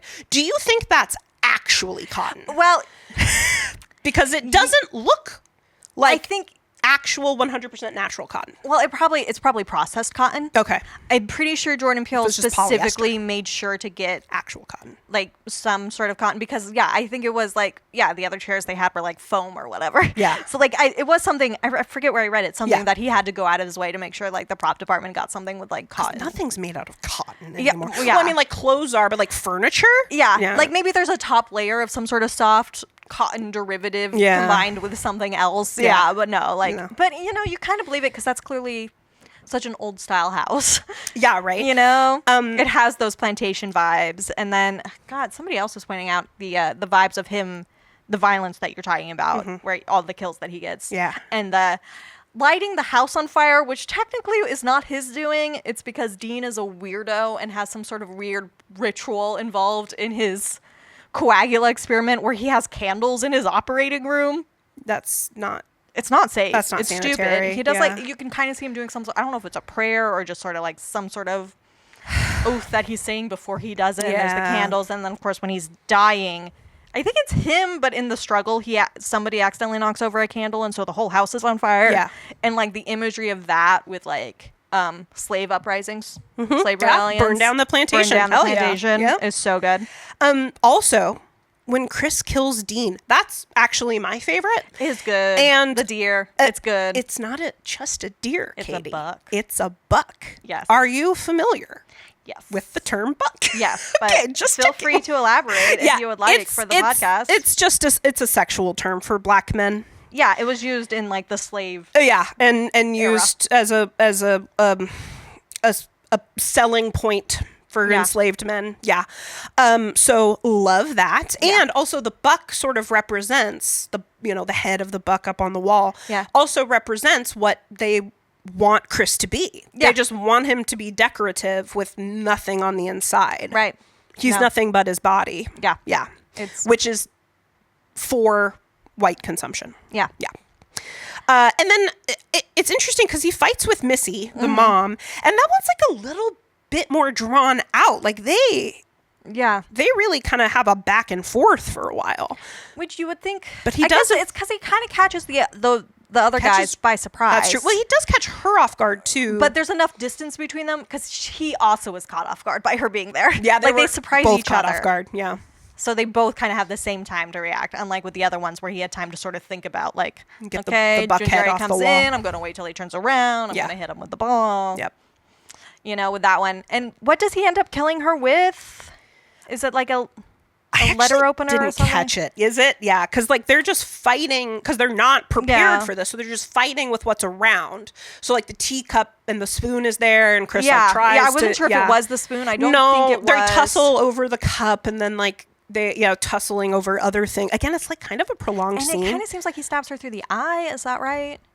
I don't remember. Okay. Let's say yes. Somewhere in the face. That would be great because there's a lot of like white gaze happening. Well, yeah, I definitely want to talk about the eyes. Yeah. The fact that he's a photographer. Right, yeah. Right. I have a lot to say about that. Yeah. Because I kept thinking about that, about him as a photographer and like an artist and like how he captures things with his lens and like as our main character, he is choosing what we look at, sometimes explicitly because we're seeing through his lens. And we see the pictures he's taken. And it's like a way of grounding this movie in like black gaze instead of like the white male gaze that we're used to seeing movies in. It's very much the black gaze. But I'm also thinking about how like that implicitly makes him a voyeur a little bit in his images. Yeah. Like especially with Georgina, who's the only woman of color in this movie. It's true. Not that she's really a woman of color because it's just her body, not her mind. Yeah. But how often he's looking at her through the camera lens and like kind of creeping on her, trying to figure out her, not in like a creepy way, but in like a what's her deal kind of way. Because what is her deal? Right, she's very confusing. Yeah, and she like she keeps unplugging his phone. Yeah, there's like a lot of weird stuff going on with her, but also about like what is her deal? Obviously, this movie is coming in, post Barack Obama election. Into the Black Lives Matter movement, and like in that movement, how important it is still to document the actions of like police, and like how we can refute their stories and like show their violence with the cameras in our phones, and like the difference between when he's using his like professional camera, and he's being the artist and the voyeur, versus when he's using his phone camera, which is a very like active, like he is taking action. He is like the camera's flash like from his phone is what allows the black consciousness to like reassert control in both Andre and Walter. Like it's how they're able to control their own black bodies again. And so like they're taking the phone camera is what takes the power away from the white patriarchy. Their narrative is no longer the main narrative, just in like the Black Lives Matter movement, like the documentation itself is the act of resistance. And it shows that these white people don't have a good system. Like, if they're so intelligent and can overtake the minds of black people with surgery and hypnosis, and a cellular phone can undo it. Even if just for a moment. In the 21st century, that's not a good plan. No, with all the selfies they're taking, no. Well, but see, they're all old white people, so they're not taking really the selfies. That's a good point. But yes, exactly. Yeah. But no, just the idea of the documentation through the phone being resistance versus the way that he has these kind of more casual art photos when he's like walking around the Armitage estate, like taking pictures of nature. That's more an act of escape for him. He's like getting away from the white everythingness, and it's like, I'm just going to go be in nature and take some pictures. It's like, it felt very similar to like him watching the TV as like a form of escape when he's waiting for his mom to come home. Like these lenses, this gaze that's like an escape versus the gaze that's like active. Yeah. And I actually think it fits nicely with those selfies that Rose takes with all of her victims, which probably were also on cell phones. Probably. That's where how most selfies are taken. Because those pictures also function as trophies for her. Absolutely. Because she's a fucking psychopath, serial killer. Yep. Also, did you see the theory that Georgina, cause, she has those small moments of awakening, almost more than the other characters? And you can kind of explain why they happen in certain moments, but... Yeah, Georgina seems to, like, what is her deal, right? Like, she seems to be fighting. She seems to have more internal conflict. Yes. There's a theory that the reason why Rose's closet with those pictures was left open is because Georgina was, quote-unquote cleaning up and actually left it open in the same way she left his phone uncharged. That, like, that was actually the black person inside of... doing some small act to try to help Chris, which I like because a fellow black person and it gives her a more active role. Yeah. Because like Andre and Walter get active moments where they get to help Chris, of Andre being like, hey, get out. Yeah. And Walter actually getting the gun. And, I like, I don't know, the little pieces of the cell phone and Georgina unplugging the cell phone as like trying to trap him there. And if it could also be her trying to reveal the cell phone pieces, like the little pieces. I don't know. I really like that theory. That's nice. Yeah. I don't know. Are you ready to talk about Rod? Yeah. Yeah. You want to go to Rod? I love him so much. Yeah, He's my favorite character in this film. And to me, again, if this were a slasher and we were archetyping, he would be the fool for sure. He's the very only comic thing relief. he's really missing is like a vape. Yeah. Or again, because like fools are often into substances. Because there are scenes where he's outside the, he's smoking a cigarette. Smoking a cigarette. Whatever. Is, it's not really a altering sort of substance, but no. Well, but it's a stimulant in that way. Yeah. So but you can totally see him with a vape in those scenes. He's silly, but in the way that the fool is like actually right. Yeah. Right? Yeah. He knows exactly what he's talking about. He has a correct level of suspicion. Yes. From the beginning. Yeah. And he is he figures everything out with Chris, very minimal help. Yeah. Chris is not able to like send out an SOS or anything. Like the last thing he really hears from Chris is like, "Hey, do you remember this guy? Yeah, what's up with him?" Like just like this one little small thing. And Rod immediately is like, I'm going to the cops. Yeah. Run, motherfucker. Yeah. I'm putting all these pieces together. I'm looking up Andre to confirm all this. I'm going to go show his missing poster to the cops. When they ignore me, I'm going to fucking drive out there myself. Yes. I love that. He does go to law enforcement. Yeah. And they are characteristically useless. Yep. But it is interesting because every member of law enforcement we meet is a person of color. Yeah. Is she black or Hispanic? I can't remember. She's Hispanic. Of course, you can be both. Yeah. But I think she's... Okay, yeah. That person, that actress that's is just Hispanic. like another trope that I've just seen in general, I guess. They love, not necessarily in the horror, but you know me, I love like a thriller and like a murder mystery kind of thing, and often they'll feature cops. And the number of times it is either a black woman or a lesbian or possibly a black lesbian. Yes. Playing the cop. Yeah. Is like weird. It's like, because they're trying to defang, like, this isn't a bad cop. This is one of the good cops. There's not going to be any police violence. Yeah, because she's a black lesbian or whatever she is, she's safe or something. But she's on the right side. Yeah, well, what it reads to me is like the way certain people of color will put in their lot with whiteness. Yeah. With white power structures. Yeah. In the same way that gay people do with straight structures. Yeah, sure. Just to hope for a little bit of power. Yeah. And a little bit of agency. Safety. Yeah. No, but it's interesting to keep seeing that like being come up again and again. And then when I saw it in this movie, I was like, that's definitely something, just knowing Jordan Peele and how he writes and how he thinks about the world, I got to imagine that's something that he was thinking about of like, all these cops are going to be people of color. Yeah. And they're still going to be fucking useless and not believe him.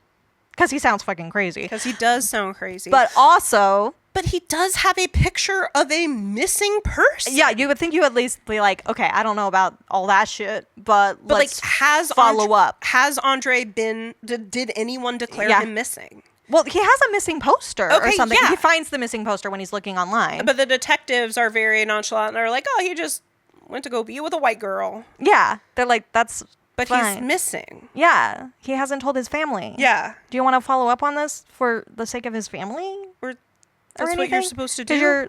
Ostensibly, that's what you're supposed to do is protect and serve, but you don't. Anyway. And the idea of it being like the structure, not the individual people. Yes, yeah. That is the corrupting force. Very much so. But I just love Rod. And what's funny is that Rod technically has the position of authority in a way. Yeah, because he's TSA agent.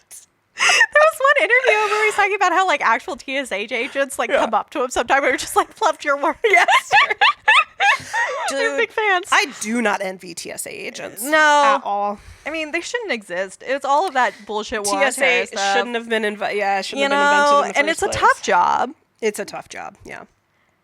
And it's tough to be on the other end of it, too. Yes. Like, as a person who is marginalized, as like a trans person or something, having to deal with the TSA fucking sucks. It sucks, A Middle Eastern person, And then also, it's a public-facing job. It's a customer service job in a way, And you have to deal with ridiculous people being impatient. Ridiculously impatient, yeah. Yeah. And entitled. Yeah. So no, all around it's a bad setup. It's a bad gig. But what's interesting, I don't know, I don't have a stat or anything, but I do wonder how many TSA agents are people of color. Yeah, just from my own experience. My own personal experience thinking about TSA agents, I feel like a lot of them have been people of color. Yeah. Men and women. Yeah. I don't know. I would be interested in the stats of that. I mean, it is a service job, you know? Yeah. I try to ignore TSA as much as possible. I got TSA pre-check. Oh, yeah. You're like, I'm in and out. I don't do that. Yeah. Anyway, but so like Rod, he's our savior. Yeah. Right? Again, no good white people. He's the only savior, he's our savior. He's the one who saves Chris. Yeah. I mean, he's just the funniest. Like, he's the funniest lines. And, like, I think I already, like, mentioned, maybe I didn't say this, but, like, how heart-wrenching it is in the scene where we see the red and blue lights coming in the siren and, like, oh, God, heart drops to your stomach. You know how this story ends. And then to see Rod. Yes. And then his elation. And then when he's like, when Chris is like, how did you find me? And he's like, T.S. motherfucking A. It's so funny. He's like, consider this shit handled. And it's just like such a horrible moment. Yeah. That is like, gets turned into like, you know, this a nice, a bright, funny moment. And he gets the last line, right? I told you not to go into that house or whatever. You not to go. He knew everything. Yeah. He knew that he shouldn't be dating a white woman. He knew he shouldn't go to that white woman's family's house. Yeah, dating a white woman was one thing. He knew. He was on the sex slave train, which is like not wrong, but not exactly what the purpose of what's going on. Where Chris was going to end up, probably not so much a sex slave, but no. But I gotta imagine that's the case for Andre.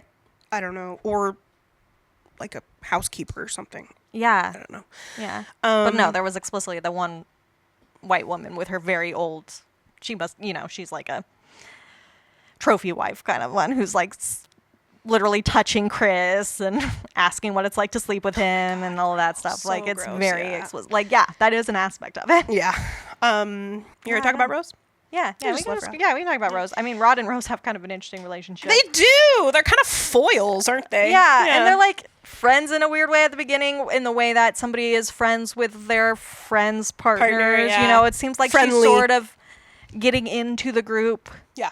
But also doing subtle things to isolate him from Rod. And she's very, like, dismissive of Chris's fears. Because the first thing we get of like maybe a tension in their relationship is him being like, do your parents know even know that I'm black? And she's like, no, why would they care? It's not a big deal. But like, it's the cool liberal thing to just like, we don't care about race, we don't see it. Now that's interesting because I kind of read that as like a little tongue-in-cheek, like why does it matter? Oh yeah, you know, as in like, I am a modern woman, but you know, but why would it matter to an older generation that I'm in an interracial relationship? It's like, girl, you know exactly why it matters. Right, yeah, no. But like, she's kind of like, it's joke, right? Right. And then she's like, mom and dad, and what does she say? Like, mom and dad, I'm dating a black man. Black man. Yes, yeah. And she does, I mean, she's also the first one to do her dad's line about like how he would have voted for Obama 3 times.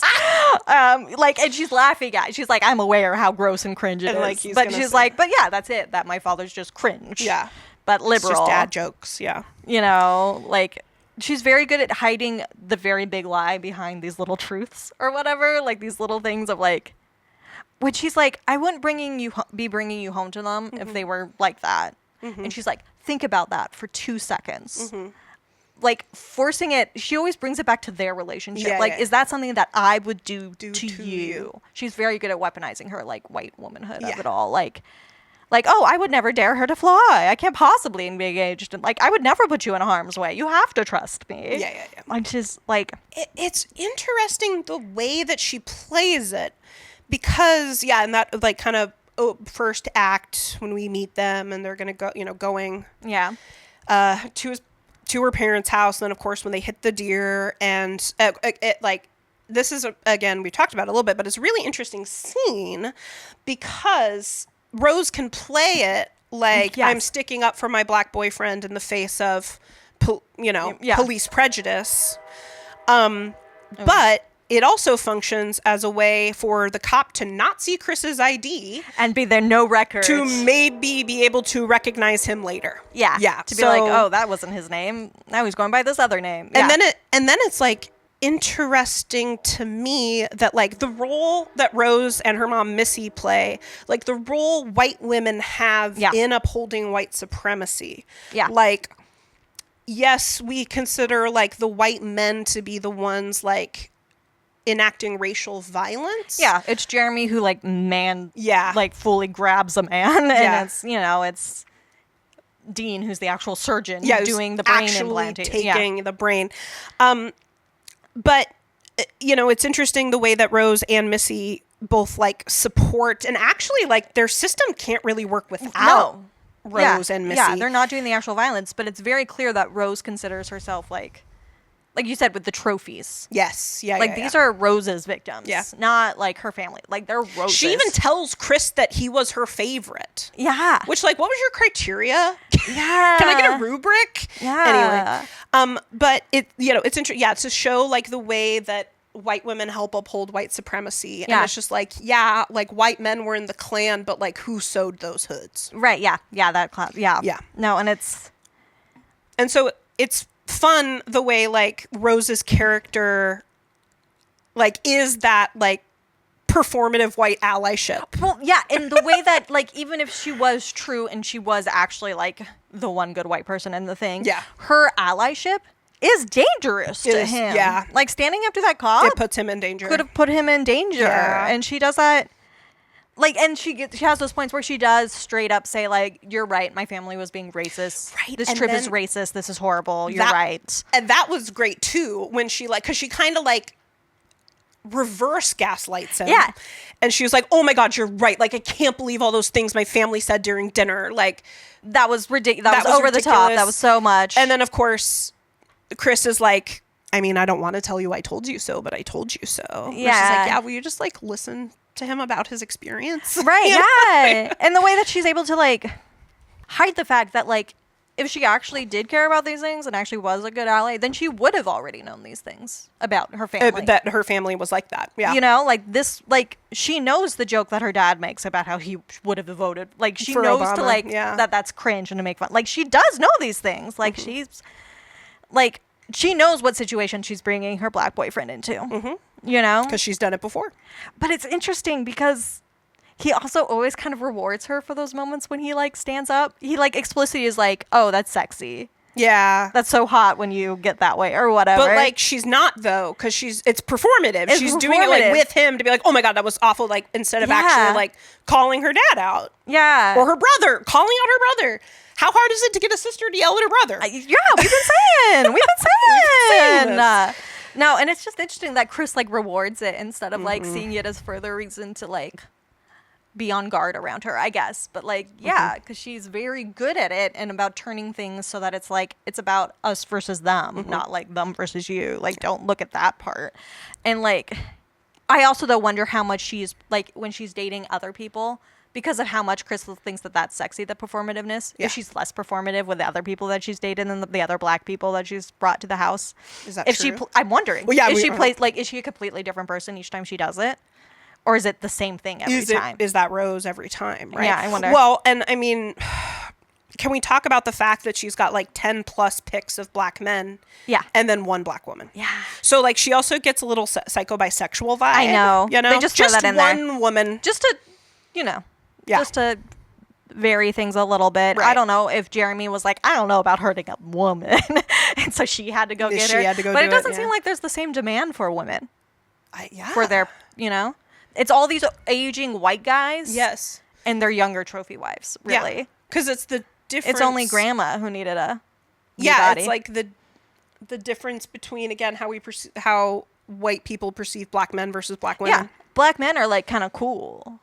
Right, that's what everyone in the party is saying. Yeah. We'll talk about the party later. Yeah, we will. But it is, but it is interesting, and it's interesting to think about it from like the parents' perspective of Rose dating all these people. Yes, of how they're like kind of whoring out their daughter, but I mean she's choosing to do it. Yeah, again, but like that not the function of a white woman in this? Yeah, it's interesting that they're like, we will use our daughter's sexuality to do this. Like, did she choose to do this? And if so, why? Because, I mean, their family makes money from it. Has she just been, like... But is this just, like... brainwashed to think that this is empowerment? Yeah, I mean... Or is it just fun for her? Because she's just fucking psycho, eating her Fruit Loops dry. with her glass of milk. Like there was an Allison Williams interview. It was on Late Night with Seth Meyers, where talking about people's responses to her character. Yeah. And she says, they'd say she was hypnotized, right? And I'm like, no. She's just evil. She's racist. How hard is it that to accept? Yeah. She's bad. We gave you so many ways to know that she's bad. Yeah. And they're still like, but maybe she's also a victim. And I'm like, no. And I will say that is 100% white people who say that to me. There are no good white people in this movie. No, she's just bad. She's not. She's doing this for her own reasons. What those reasons? She enjoys it. She's racist. Really matter. It's just about the money. Yeah. She does seem to get some sort of kick out of it when she says Chris is her favorite. Like, she does seem to be getting when he starts to strangle her and she like smiles about it. Like she's like, see. And then he stops. Yeah. Then he's like, I can't do this. Yeah. She's interesting. I also think of her brother's story. Oh, if it's true about Rose's first romantic encounter, it literally involved her drawing blood. Like she bit that other guy when they kissed. Like she's a man eater. She's violent. She's a man eater. Yeah. Like literally. Literally. She's such an interesting character.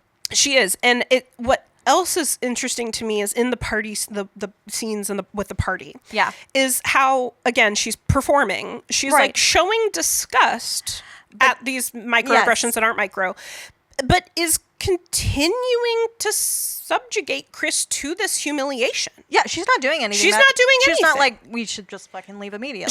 She like the only thing is when that lady literally asks her in front of Chris if it's better to have sex with black man. When it's not subtle at all. Yeah, she just says like, "Oh my God." Yeah. And like that's all you've got, not a like that's inappropriate. Right, yeah. Why are you fucking asking about our sex life? Why does that matter? Yeah. So And then the only time when she finally takes him away and removes him from the space that is like so humiliating for him is when it's time for them to literally auction him off. Right, yeah. She's doing it on purpose. Yes. It's not because he needs to separate from the space. It's like we actually need you out of the space now. Because we're going to play bingo. So I noticed something about those bingo cards. Yeah. They're wrong. Oh. Yeah, so they're using you and your bingo. I know, I love bingo. So they use the bingo cards as auction paddles, whatever. It doesn't really matter that they're bingo. No, but the cards are not accurate bingo cards because BINGO, every letter corresponds with 15 numbers. Yeah. So B is only 1 through 15. Yeah. And then I is 16 through 30, blah, blah, blah. And so it was like I paused it on one of the bingo cards and there was like an 05. I'm like, ain't no 5 in the O's. So they made fake bingo cards for their auction. Right. So and didn't even do the research to get real bingo cards. Real bingo. Yeah. And so it's just like, you're white people. Well, you love bingo. You know bingo. You know bingo. Like, well, your whiteness maybe neither here nor there, but you're old. Yes. Right. You definitely know bingo. Love bingo, right? So it's just, it's like another sort of like crack, you know? Yeah, it's like, we're going to play bingo. And then like, what if Chris was like, bingo's my favorite. Fucking love bingo. Give me a card right now. You're like, this is like weird. Me. And being like, 5 isn't in the O's. This is a weird bingo. This is a weird bingo card. Also, would they have been prepared to actually play bingo?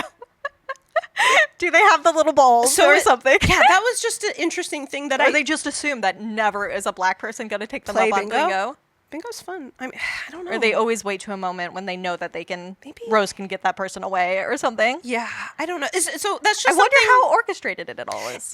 Right, so that's just planned out. That's something I just noticed this time. Yeah. You know, I've seen this movie a few times, and it wasn't until this viewing that I was like, hey, those bingo cards are wrong. And like, is that on purpose? Yeah. Is that just, production whatever mistake? Get us some bingo cards. We don't care if they're accurate. Yeah. I don't know. It's just something I noticed and found interesting. Yeah.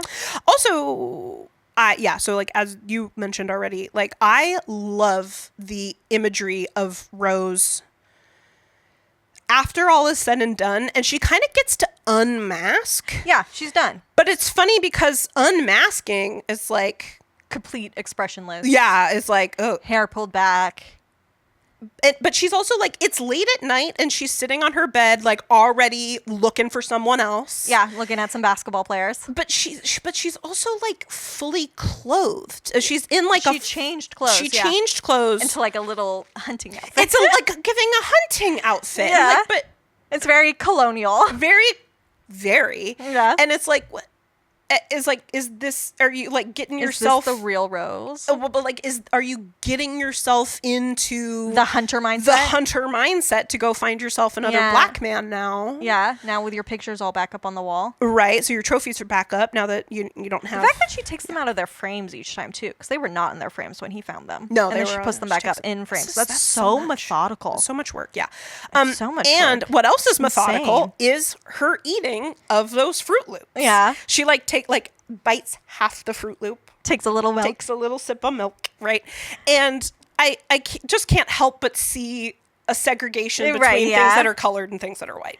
But also just her being fucking weird. Fucking weird. People have a lot of opinions about how cereal should and should not be eaten. Uh-huh. And I will not get on anybody's case necessarily about eating dry cereal. I often will eat some dry Cheerios. Sometimes some cereal is better dry. Dry cereal can hit the spot. Or it just like really hits the spot. Yeah. No, they're great snacks. Yeah. But something about eating dry cereal and having a glass of milk is especially psycho. Yeah. It's like, just put them together then. No, because they have to stay separated. I guess. You're just crazy. It's also, she's crazy. I mean, I also think people are crazy when they pour the milk in first and then the cereal. You got to do cereal first, then milk. I have accidentally poured milk first and I freak out. I'm like, what am I doing? What do I do? It's just not the same. It's not good. Yeah. Like, you have to be very specific with your... and she is very specific with her cereal, but in the weirdest fucking way. So, I have a question for you. I want to know what you think. When Chris and Rose are at the party, the clothes that they're wearing sort of imitate the American flag. Oh, I thought a reviewer somewhere mentioned that too. Yeah. In one of the reviews I was reading. And I did not recognize that at the time. I didn't notice it. Because Rose is wearing red and white stripes. And then he has like... He's just got like a blue shirt and a blue jacket. And I was like, it's giving American flag. It's giving like interracial progress, unity, racism doesn't exist anymore. Right. We're in a post-racial America. Yeah. Obama's the president. Yay. Well, was. Yeah, not anymore. Yeah, whatever. Yeah, it's interesting. So yeah, I was like, that probably means something because this is a Jordan Peele movie and it usually means something. No, I didn't pick up on it, but I did see somebody else mentioning it, and it does seem very... I think it is more trying to sell that American dream kind of like post-racial shit of like, this is America, and it's like all a fucking lie. That's a lie. Yeah. It's bullshit. It's not real. So if we were playing archetypes, Rose would be the whore. Yeah. Obviously. But... I mean, and I guess she does get punished, but not real. I mean, she does, but it's deserved, unlike the whore who gets punished for something that's not actually wrong. That's true. Yeah. You know? Yeah. Which is why it's always interesting when the archetypes are the villains of the story. Yeah, right? Well, it's not a slasher. Yeah, right? But should we jump into the rest of the Armitages? Yeah. One thing I kept going back to with the Armitage that we kind of already brought up with Rose is like... How many times have they done this exact song and dance? I want to know how rehearsed it is. I mean, well, how many pictures did we see? Yeah. But like, do the words, do they always say, like, is it practically scripted? Do they know their lines basically? Or are they kind of going with it? Like, why does Dean insist on giving a house tour? This guy is not going to, like, the guy he's giving a house tour to, he's not going to be there very long. I know it's kind of normal, but also, I don't know. I wouldn't necessarily expect a house tour other than like, kitchen's there, that's there, bathrooms. There's bathroom. I don't need him to tell me about like, don't worry about the basement. You're making it weird. Like, I get they're trying to be like normal and not raise suspicion, but like, I just feel like there is a lack of empathy necessary to go through the motions of pretending to be welcoming homeowners or whatever. Yeah. To somebody that you know. Welcoming hosts. That you are going to kill. Like, that's mind-boggling to me. Yeah. That you know you're like, using. Knowing it's a performance. Yeah. Is Jeremy every time telling the same embarrassing stories about his sister, or is he coming up with new embarrassing stories? If I was Jeremy, I'd be making up new ones every time. Just totally fake stories. So Jeremy doesn't strike me as highly intelligent. No, that is not his role. He does not seem like he wants to become a doctor. So I have a feeling he probably tells the same stories. Yeah. And so then Rose is just doing her same fake embarrassment, and it's all the same motions that they're going through every time, which is wild to me. I don't know why. The fact that it's like... Every time? The fact that they've done it so many times. Yeah. Because, how many pictures we've seen. Yeah. And then like the scene where they're out like on the porch or whatever, and they're like, "Oh yeah, party's today," and Rose is like, "What? That's today." They have to be like, "It happens on this day of every year, sweetie." I'm like, she's like, "What? I know." And they're like really convincing with it. Really, yeah. I mean, because they're all good actors. Like literally, they are all pretty good actors. But like, yeah. No, the fakeness of it, and it really gets me with Dean. I was thinking about it, how I read something about how Bradley Whitford thought the line about how he'd vote for Obama 3 times. He thought that was like sincere, that is something that Dean's character does.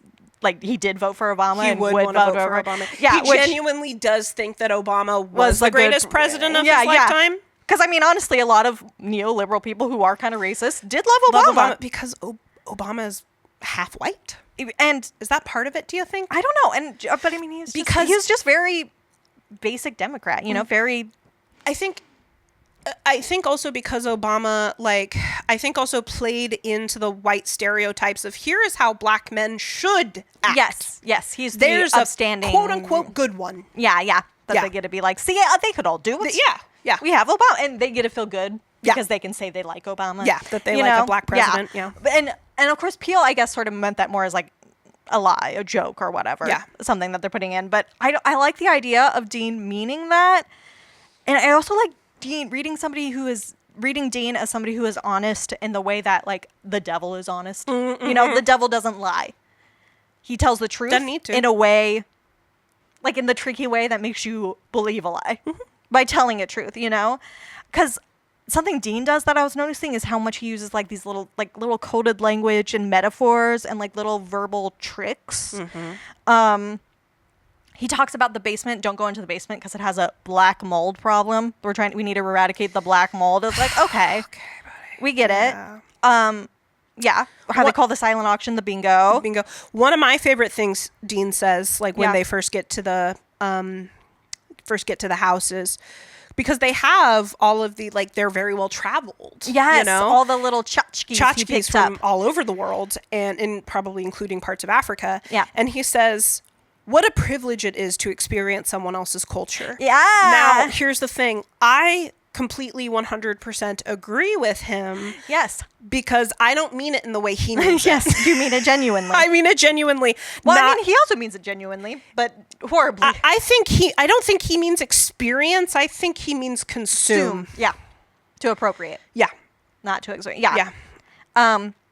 When he talks about how the kitchen was his mother's favorite place and we like to keep a piece of herself in there. You turn her in there's Georgina. Right fucking there. Cinema. Yeah. Cinema. And he does it again. He's like talking about the grandparents and how we hired Georgina and Walter to take care of them. And when they died, I couldn't bear to let them go. So it sounds like he's talking about Georgina and Walter, but he's talking about his parents. Because he also says, I hate how it looks. Yeah, I know. And so Chris can interpret that as referring to having black hired help. When you're like an all-white family. White household. It looks bad. Yeah. But it could also mean that, like, Dean hates the aesthetics of the coagula. Yeah. That he hates that his family, in order for his family to survive, has to live in black bodies. Yeah. But also that he would never victimize another white body. No. To use them in this way. But then he also hates that he has to cling on to blackness as a vessel for his family's whiteness. Yeah. He hates it. Yeah. Because he sees it as mold. Yeah. Or the way he talks about the deers, the buck. Yeah. How he's like, whatever he says about how, like, every time he sees a dead deer. Say parasites or something? Yeah, he's like, every time I see another dead deer on the side of the road, I'm like. That's a good start. Yeah. Yeah. So what's interesting to me, another one of the articles that I read was, what was it called? Get Out in Scientific Racism. Scientific Racism and the Politics of Looking. That one. By Kayla McNally. Yeah, I read that one as well. And it was interesting because as I was watching this movie and, like, you know, we get introduced to the Armitages and we find out that they are almost their entire family is in medicine, right? Yeah. And like my brain this time immediately went like, oh, this white family is like probably engaged in race science. Yeah. Right? And then that essay came up. I know. The moment I saw the title of that essay, I was like, I bet Erika should read science. this. Yep. So, can I just define, like, scientific racism? So scientific racism and like to a certain extent medical racism they're both like elements of white supremacy because they weaponize like this sort of our idea that science is rational and correct, right? Yeah. To portray racial differences as inherently biological, even though we understand that they are political. Yeah. But they're socially we constructed. can use scientific racism to, portray racial differences as biological. Right, and it gives different races, quote unquote, different biological, like physical and intellectual attributes, right? Which of course proposes that white people are the most genetically superior race, mostly due to intellect. Right, yeah. Brain It's power. a big deal. It's the brain power. Yeah. And then what black people get is physical prowess. Yes. Right? And then So therefore, to people like them, they're making the perfect body the to have that physical prowess being controlled by the white intellect. the superior intellect. And then, of course, what's really interesting is that, like, that's kind of where it stops, right? Because this is another thing about racism is that it also sort of, like, dilutes our understanding of how diverse race is. So, like, when it's just black and white, there's all kinds of people who aren't black or white. Right, yeah. And, and then, of course, like, racist science has, Different has stereotypes and accommodated for all of those other stereotypes. But just like in this movie, it really is like black and white. And then there is at the party like one Japanese man. Fascinated by, his name is Hiroki Tanaka. Yeah, sure is. And the only thing I could think about is how Japan also has this history of a very like imperialist colonizing culture. Yeah. And I was like, is there something about that? What is like their relationship to like black people and their black population? I genuinely don't know. Yeah, I don't know either. But like, I mean, like, cause like talk about a monoculture. Yeah. Right? I mean, like, America has a monoculture in a way, like, through our media. But well, a lot of different kinds of people who live here. Yeah. And, like Japan, it's, like, real immigration. It's really hard to immigrate to Japan. Yeah. Anyway. This is all This is way out. Sorry. Anyway. But yeah. So. But yes, this film does present it as black and white. Black and white. So. Like, purposely, I think. Yeah. So then, of course, using science to prove your racism, right, or to justify it, then, of course, moves every non-white person from subject to object. Right. And turning a person into an object is the first step towards justifying violence towards that person. Yeah. Right. Yeah. So I was thinking like, oh my God, he's a neurosurgeon. Like, is he doing phrenology? Right. You know? I was definitely thinking of phrenology too. And then what does Jeremy says your genetic makeup? Yeah. Right. And then one of the party goers says something about physical advantages. Yeah. Okay. Yeah. Okay. Again, Get it? microaggressions that are not micro. Yeah. No. There's the other thing that Jeremy says too. What else? Jeremy says a ton of shit. Yeah. The other thing that Jeremy says when he's like, I feel like the reason why they kind of get in Jeremy's face isn't because he's like rude or drunk or uncouth or whatever. It's because he is the worst at hiding how he can't be subtle about it. He's not Just like subtle. some of the people at the party can't be subtle. But like, because I mean, we saw what he did to Andre. Yeah. Well, we don't know that's him. But we do know. Yeah. We saw what he did to Andre. Yeah, we see his car and we see the helmet later. Yeah. So like, yeah, it's him. He calls Chris a beast. Yeah. Which is very specific language. Another way to say monster in a way. Yeah. But also another way to say King Kong. King Kong, yeah. You know? Yeah. And then really... And the idea of, this is what I was connecting you to. I remember. Yes. I love it. I love when we remember things. This like, Victorian idea of black people, like these people that they're coming from Africa, who they were using as like sideshow, like as display pieces of like these living black people, and being like, aren't they so much closer to the beast than we are? Yeah, like there's actually like I don't remember his name, whatever scientist is kind of considered the father of scientific racism. So like, fuck that guy, who cares? Yeah. But like there are some writing that he's done of like basically seeing black people and basically describing his curiosity and disgust. Yeah.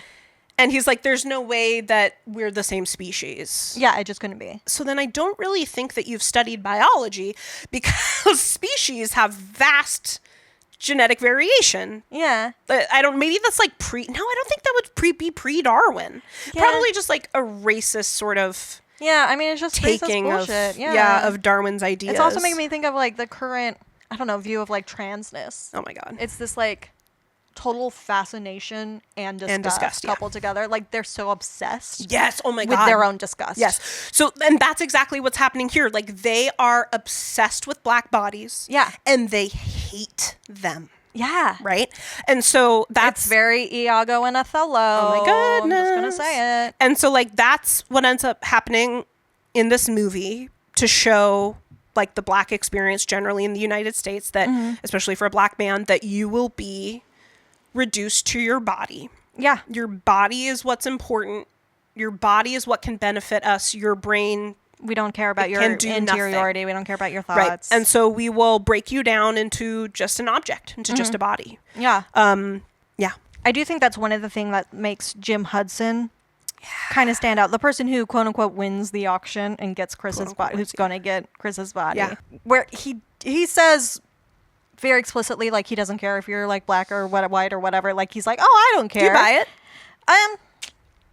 it? I got to imagine, I don't know, like, it's easier to get around because he's like, I got to imagine that he feels like it's a safer thing to take a black body than a white body. You know what I mean? Yeah, I had a thought about that. Okay. So, well, first of all, Jim Hudson is literally colorblind. Yeah. Right. No, he's blind. He's blind, which is interesting to have the disabled man. Right.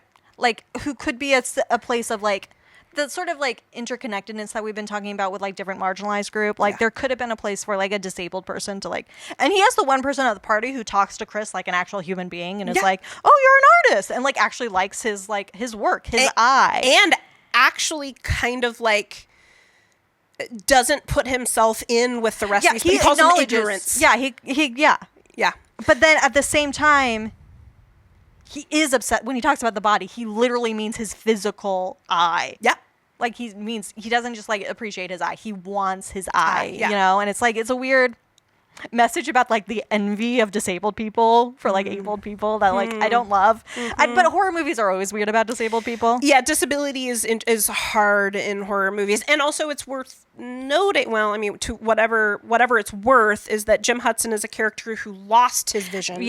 Throughout his life, used to have, and he is in the art business. So, but that's the truth of being disabled, is that it can happen to anyone at any time, and it can impact your livelihood, and that's what happens. But yeah, just interesting in the terms of like objectifying. Yeah. He is doing that, even though he says he's coming from a different perspective. The result is the same. Yeah, I had a thought about that because he says like, I don't care what color you are, blah blah blah, you know. But he's part of an organization that only does this to black people, right? And he could have said something. Like, he could have been like, I want this specific artist. I want to take their eye.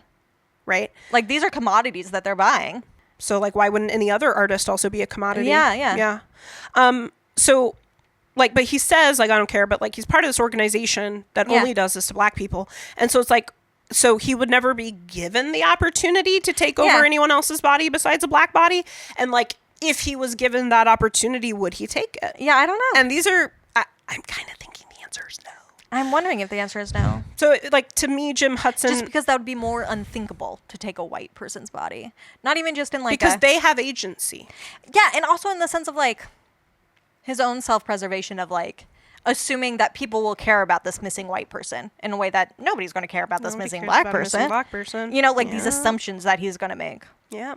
And it is interesting. I mean, I'm sure Rose does it on purpose. She chose Chris because he doesn't have family. Mm-hmm. You know, he has Rod, and that's kind of it. And one friend, you can get rid of one friend, please, and a dog. Yeah. Oh, Sid. Can we talk about the Jesse Owens story? Oh yes. Oh fuck, dude. Yes. So, like, are we meant to believe that Dean's dad, Roman? Yes. Roman Armitage created this entire secret society because he's mad he lost never got over Jesse Owens. Yeah. In the 1932 Olympics, whatever. Yeah, Dean even makes some joke about like, he almost got over it. And I think so, like... In a way where even Dean knows it's ridiculous. Yeah. But does he? Yeah. Or is he playing? It's really hard to tell. It's so hard to tell because, like, you are still upholding the system. Right, yeah. You can recognize that particular aspect is, like, ridiculous. Like, dude, get over it. That happened 1,000 years ago. Right. While still being like, but yeah, I don't care about the black people today. But, I think this idea of... They've kind of, like, perverted the story of Jesse Owens showing up to Nazi Germany and, like, showing the Aryan race what for. Right, yeah. Like, they kind of perverted it as, like, again, like, scientific racism to prove the black physical excellence. Yeah. Therefore... Because that is, that does seem to be Roman's whole... We need black bodies. Motivation is that he wants a body that he can run with. Mm-hmm. Like, that's what he's doing at night for some weird ass reason. Because he wants to run. He just wants to be the fastest runner, and he thinks he can do that with a black body. Like, and like, it's true, different bodies have different physical advantages that aren't based on race. No. So it's possible he just was born in a body that just wasn't going to be the fastest runner, you know? Like, no matter how much he worked and tried. Like, that's true. Sports at that level, athletics at that level, like, you do need to kind of be genetically lucky. You kind of need to be a freak. Yeah. Like, you need to be a Michael Phelps or whatever. Who is like a genetic freak made for swimming. Yeah. And then also somehow miraculously realize that you like to swim, and then also have the support of the people around you to be able to keep swimming. Right. Actually, when I was in the UK before I went to Scandinavia, we were watching because the Olympics was on that summer. Oh, yeah. And there was some shit about, like, a trans woman. Some bullshit. And my mom was like, well, I just don't know, blah, blah, you know, but maybe in sports. And I'm just like, well, you know, like, I told that story, like, well, Michael Phelps is like a genetic freak made for swimming. Yeah. And they're like, so you're saying that he shouldn't compete against women? I'm like, no, I'm saying he shouldn't be competing against humans. Yeah. Like, he has an unfair advantage against all other humans. And despite that, didn't that Katy Ledecky, didn't she outpace him once? Didn't she beat him at something? Yeah. So it's almost like women can compete with men, and it's more about the individual and not the gender or the race. Almost. Maybe. There's a women's National Baseball League starting this year. Wow. Yeah, 4 teams. And, you know, I feel crazy because when we were younger, when I was, like, in college at Mills, we were talking about, why are sports segregated anyway by gender? We should just be doing it based on skill. And, like, it made sense back in the day when women were never, like, allowed to train and get to that level of skill. Yeah. But now they are, and there are women who can beat men at a lot of sports. And then the way And now it's like women can never compete with men because they're so sensitive and tiny and frail, and they can never win. And I'm like, what happened to feminism? Or they'll do, like, you don't have enough testosterone. And, So, like, then that means that women have to, like, engage with sports in a different way. Yeah. The way they train and the way they compete looks different, but not any less competitive. But, like, if we're really worried about these physical advantages, maybe we shouldn't keep teaching our girls not to eat enough food. Maybe if they were well fed, they could compete. Anyway, this is related, but not related. Super quick, I just want to say that, like, Missy. Oh, Missy. She's the linchpin. She really is. Does not work without her. She's the one who figured out this hypnosis that puts them into this sunken place. And it just seems like her family doesn't really seem to be giving her flowers. Yeah. For how much she is contributing to the success of this society. Yeah. And then again, it makes me think of, like, you know, the way a white woman's role is to uphold white supremacy, you know. Yeah. How she can't do the active role. She's sewing the hoods. Yeah. Yeah. She really is. And honestly, she's the only person who maybe had a chance against Chris once Chris started to fuck shit up. That's true. If she had gotten that little ding off on her cut. Yeah. Because he unplugged I know. I don't his understand ears. that. I mean, I guess it's good. You want to know if somebody's creeping up behind you. Yeah. Like, you're putting yourself into a fighting situation. Yeah. You want to know when people are like. You want your senses about you. Yeah. But yeah, you know also that's a weakness. Yep. So it's just funny because, like, you know, again, I already talked about how, like, this seems like a bad plan. Yeah. It seems like a weak plan. Yeah. You know, and it really is all hinging on Missy's ability to keep black people hypnotized. Yeah.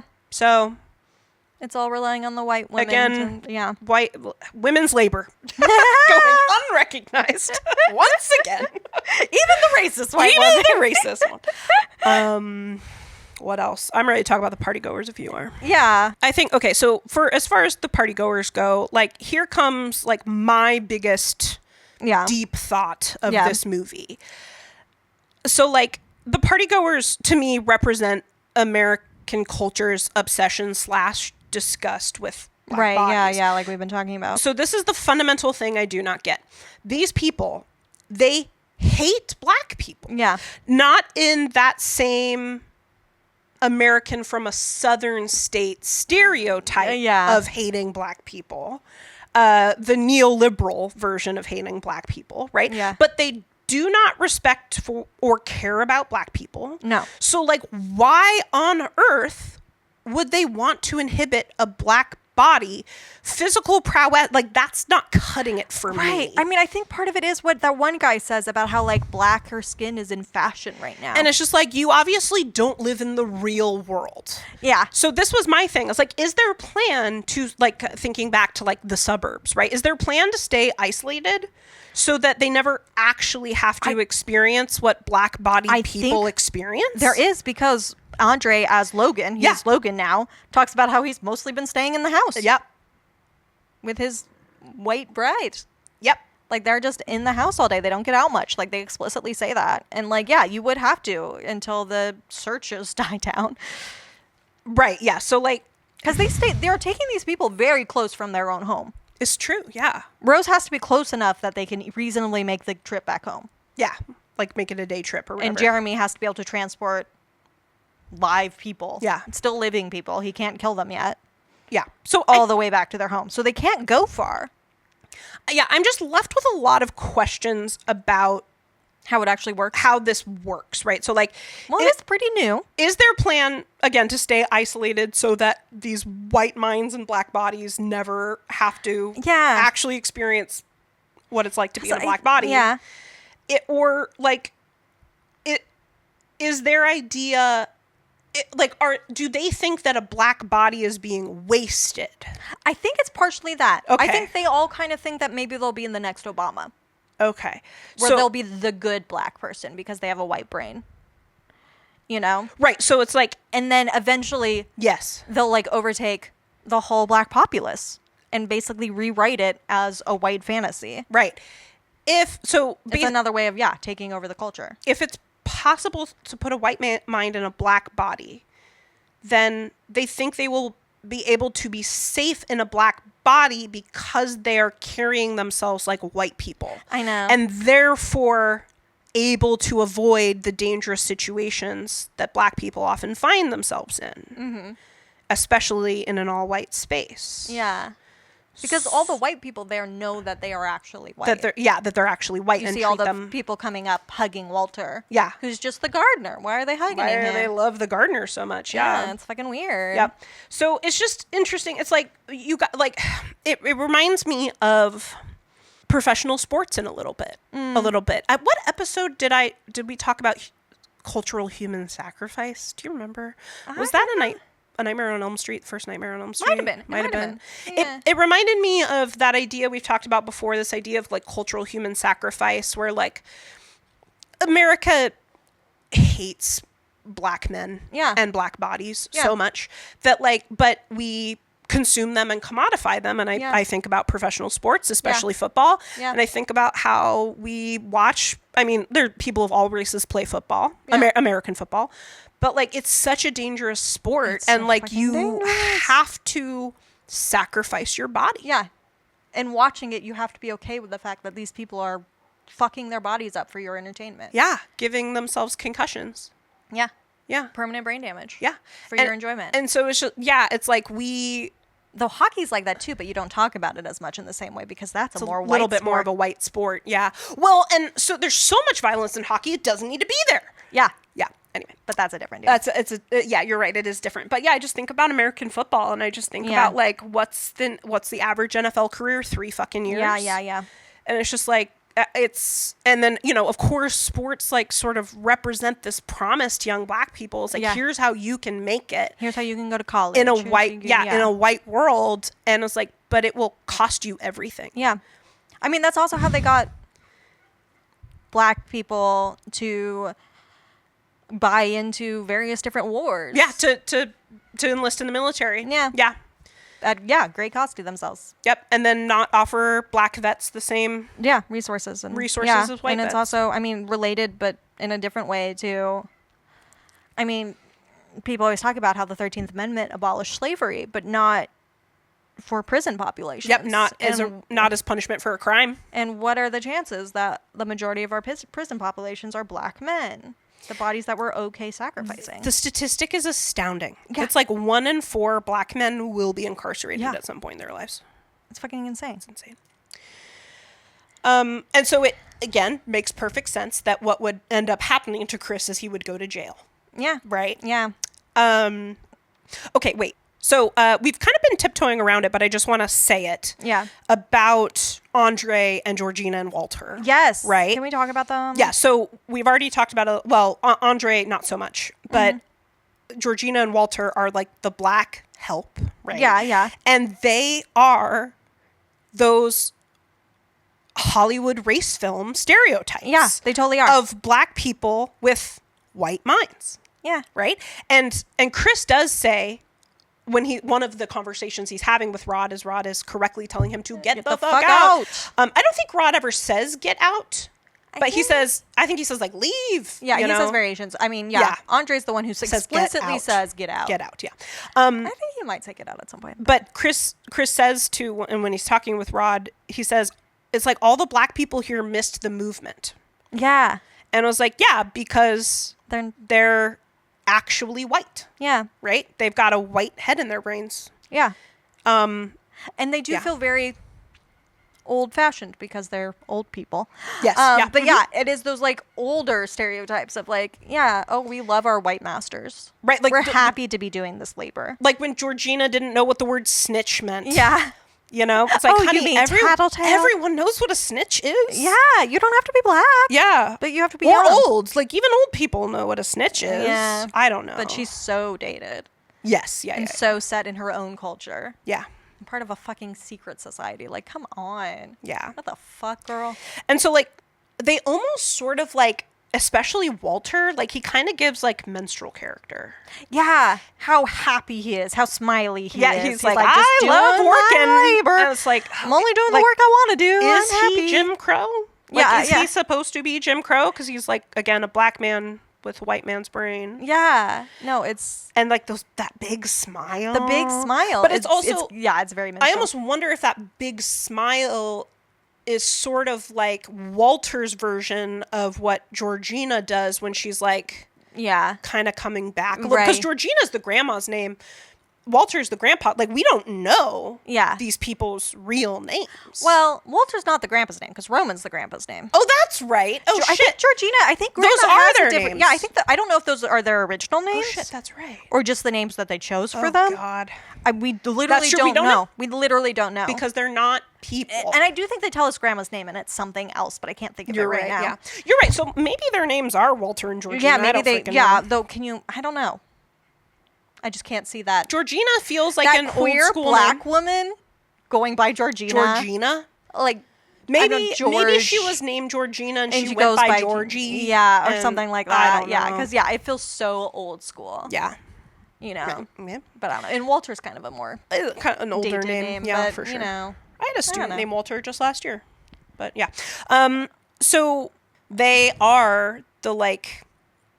those black characters in those race films. Yeah. Right. They are the black bodies that are actually really representing whiteness. Yeah. Yeah. No, it's really interesting. I am just, they're the characters who I want to know, like, everything about. Right, yeah. Like, the actual people who went through this. Like... the previous victims, you know? Lakeith Stanfield is just a fantastic actor. Wonderful. Oh, my God. Also, second time on the pod for Lakeith. Because he has a... Oh, my God. He has a small part in the Purge. The second Purge. Yeah. And, I also actually really like the woman who plays Georgina. What's her name? I have her name. Hold on. I can't think of it right now. I have it here. She's in a few things that I've seen her in that I like. Betty Gabriel is her name. Betty Gabriel's her name. Yeah. Thank you. Wait, she's in the Purge election year. Yes, she is. Is this true? Yep. Damn. So we're going to get to see her again. Yep.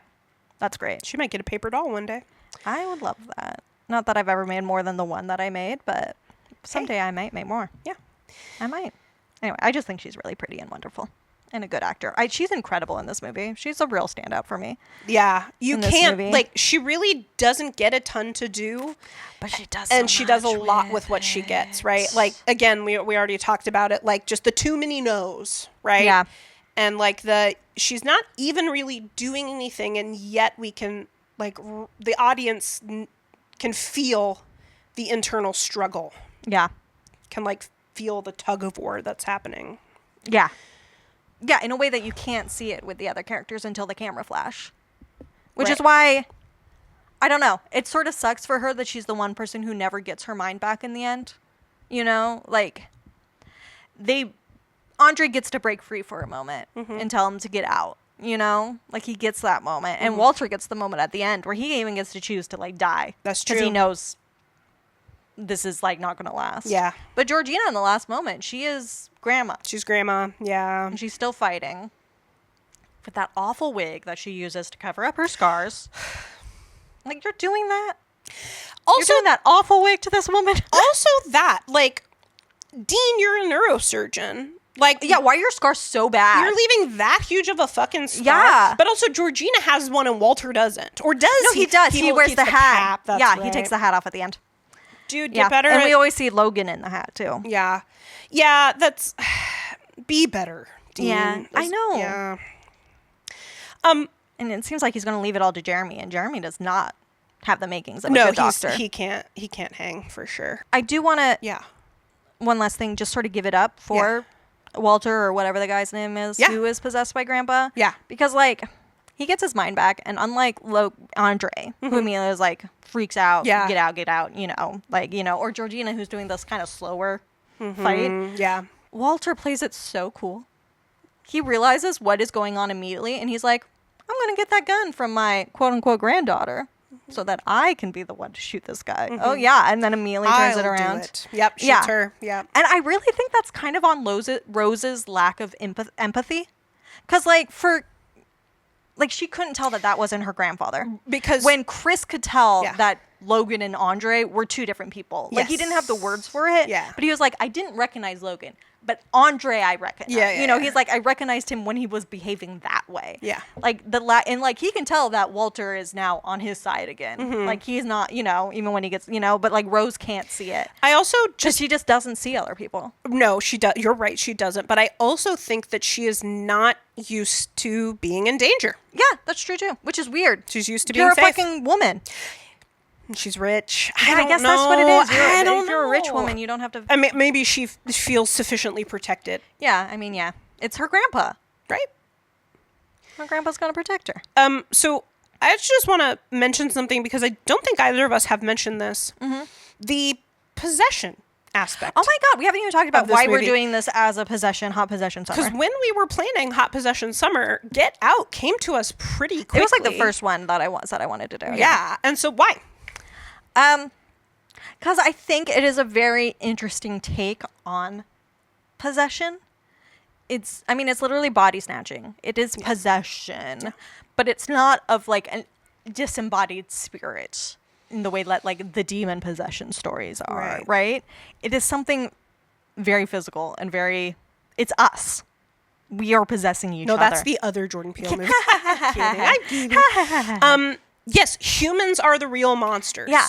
And, like, I kind of think about, like, what else we've watched this Hot Possession summer. It's like, the demon is an allegory. Yeah. Right? The demon is puberty. Right. The demon is, I don't know, latent queerness. I don't fucking know. Yeah. And, like, and here, the demon is white supremacy. The evil is racism. Yeah. And the horror, again, like why possession is so scary to us is like this idea of a loss of agency. Right? Which is exactly what's happening to these black people. Yeah. Even though they're being perceived as beings without agency. Yeah. They do have agency. And it also, I think, goes back to what we were talking about with, like, history of possession stuff and, like, also history of zombies. Mm-hmm. That coming from, like, Black diaspora culture. The idea of the zombie. It's true. Yeah, the Haitian hoodoo zombie. Yeah. And now that is more of a suppressing of agency, suppressing of consciousness to make you a mindless being who is just a body who can just serve. And that coming from, like, as, like, a slavery allegory. Yeah. You know, and just the roots of that there. And then seeing it sort of realized for a new generation here with all the same fears and anxieties, really. You know, like, they haven't changed because society hasn't changed enough. No, not really. I wrote down this thought as I was, you know, thinking about, like, like, this is hot possession summer. So, like, you know, what's the demon, you know? And I was just thinking about how, like, the horror, right? Talk about this all the time. Like, the actual horrific things are what human beings are capable of doing to each other, you know? It's like the horror is, like, the loss of the Black experience and the Black soul. Yeah. To ensure that whiteness stays centered. Yeah. Like, that's the horror. And that's the possession. Mm-hmm.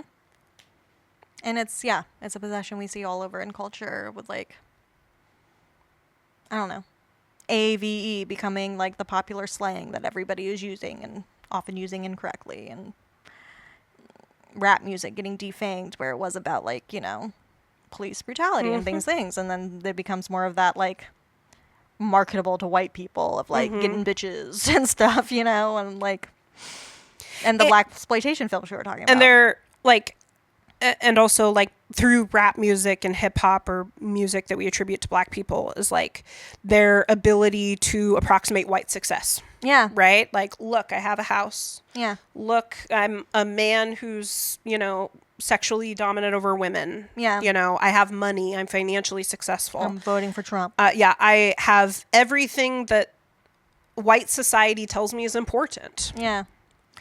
And there's something in the unfortunate everlastingness of it. Yeah. Of the kind of what I was saying earlier about, like, feminism in, like, the sports context of how it used to be like, why are we even segregating our sports by gender? Like, women can do everything men can do. That's what I grew up on, you know, in the 90s or whatever. And now it's like, no, women can't possibly compete against men. We're too weak and fragile, you know, where it's like all the progress we make and how quickly it goes away and how it continues to resonate with, like, oppression in the past. And how we continue to try to use science. Yeah. Right? Yeah. Oh, it's scientific. Right. You know, like, women are just never going to be able to run as fast as men. It's just science. Or Black people are just never going to be as intelligent as non-Black. It's just like, no, I'm sorry. Yeah. That's not how science works. Sorry. And I feel like this is kind of a cool lead into the final segment. Tell me about Othello. Because it's about the sort of how this resonates through time. Yeah. So you're going to tell us about Othello. Any chance you get to talk Shakespeare, we're talking Shakespeare. And I love... That's my white privilege. You love Shakespeare. I love to listen to you talk about Shakespeare. Yeah. Because, you know, it's just fun to watch you fangirl out about it. But it is fun to see people's passions in play. You know that I love Othello. Yeah. I am not that familiar with the work of William Shakespeare. Yeah, but I know we read Othello in school. I've read, but of what I have read or, like, watched movie adaptations of, like, Othello hits, man. I loved Othello. And it's considered one of his 3 problem plays that cannot be redeemed. Like, some scholars say that it can't be redeemed in the modern world because it's too racist, in the same way that, like, Taming of the Shrew. The Shrew is super sexist. Yeah. I recently saw a production that was, like, very well done. Like, they did their best, but it was so hard to watch because every time I'm just like, he's literally torturing this woman. Yeah. And we're all supposed to laugh. And it's for comedy. Yeah. You know? And it's like, the same thing with Othello. Like, how do you... Sorry. But I do have thoughts about that. So, Taming of the Shrew is meant to be a comedy. Yeah. Right? Othello's meant to be a tragedy. But it's a very racist... It's a super racist tragedy. The tragedy is that, you know, a Black man was allowed to white society and then his savagery killed everybody. Depending on your interpretation. You're going to tell us all about it. Can you remind me? The other problem play, by the way, of course, is the Merchant of Venice. Merchant of Venice because of the Jews. Yeah. Right. What's the third one? They said 3 problem plays? Yeah, that was it. Othello, Taming of the Shrew, Merchant of Venice. Oh, okay. That's all 3. Huh. Yeah. Women, Jews, and black people. The same groups we talked about earlier. Holy shit. Shoot. So, can you just, I'm sure you're going to tell us, but can you just remind us where Othello takes place? Yes. Are you going to sing me my song, though? Oh, my bad. I can't tell you about Othello till you sing my song. This is how excited I am. You must summon the literary corner. How about this? Othello corner. He gets his own. Yeah. Yeah. Othello. Okay. First, I do want to start actually there. There's a scholar named Vanessa I. Corredera, who I'm going to reference some of her stuff later. But she started one of her essays with the summary of, is it a summary of the play or is it a summary of Get Out? She wrote, a black protagonist lives in an overwhelmingly white community and embodies a valuable skill coveted by white counterparts. He journeys to a threatening locale and over the course of roughly 24 hours develops a paranoia fostered by white antagonism. Ultimately, he murders these antagonists and strangles his young white female lover. Mm-hmm. So yeah, my literary corner is basically about how Othello, Get Out is Othello. Is kind of a retelling of Othello in a certain differences, certain similarities. You know, obviously it's not like an exact retelling, but yeah. So Othello, because they're several hundred years apart. Yeah, yeah, and they're in very different societies. Yeah. Othello takes place in Venice. Oh, actually, okay. Which is, I don't know. Shakespeare liked to set. He loves to set stuff in Venice. I just was under the impression for a second that it was maybe set in Spain, because Othello is meant to be a Moor, right? But he is a Moor who is sort of, he's a race traitor. He's fighting against the Moors. He's joined the Venetian army and risen up the ranks to fight. He's converted to Christianity. He's Christian and not Muslim. Okay. Yeah. He converted to Christianity. Yeah. And became their Christian soldier to fight against the Islamic Moors. Onward Christian soldier. Yeah. What do you remember of Othello? I'm not sure if you've read it much. You've seen it since high school, but I don't know. Yeah, so... Because I'm pretty sure we saw a production together in Ashland. But that was also a long time ago. That was also in high school? Damn, yeah, so it's been a while. Just, I think the next summer after we had just read it in lit class. So, it's about the title character, Othello. He's a black man, apparently in Venice. Yeah. And a general. He's married? Certain they're married. Yeah, they just got married. There's no dating in Shakespeare that you can. They eloped, essentially. He's married to a white woman, Desdemona, and then there's sort of like the main couple of the film, the play, of the play, but there's another couple, Amelia, and Iago. Love you giving Amelia her due. She often isn't mentioned in a synopsis, but I remember you quite loved Amelia. I loved Amelia because, again, like, Othello hit for me, man. Like, I don't know, and like I was obsessed with Iago because it's like, what, like, he's a really good villain, cartoon, level villain, His fucking... At least through, like, me reading it, like, whatever, 2008, whenever we read it. And, like, what a villain. And then I remember we had to write an essay about it, and about Othello, and my teacher was just like, so you're going to write about Iago, right? And I'm like, no, I'm actually going to write about the relationship between Desdemona and Amelia. Yeah. I think I maybe tried to make a case that they were maybe secret lovers, and probably didn't sell it very hard. Yeah. Give me a whack at it now. Yeah, you could. Oh, yeah. Oh, yeah. Amelia loves Desdemona. That can't be denied. With a graduate school brain. Yeah. Instead of a high school brain, I could probably make a better case. But anyway. But yes, and then so those are the characters I remember. Yeah. They're the main ones. Yeah. Desdemona has a brother. No. There's another guy who's in the army, Cassio. That's the one who Iago tries to convince Othello Desdemona is having an affair with. Yeah. Because Iago is trying to spur on Othello's jealousy. Do you remember Iago's motivation? Ooh, that's a good question. It's not just racism. Well, it's a trick question. He in love with Desdemona? No.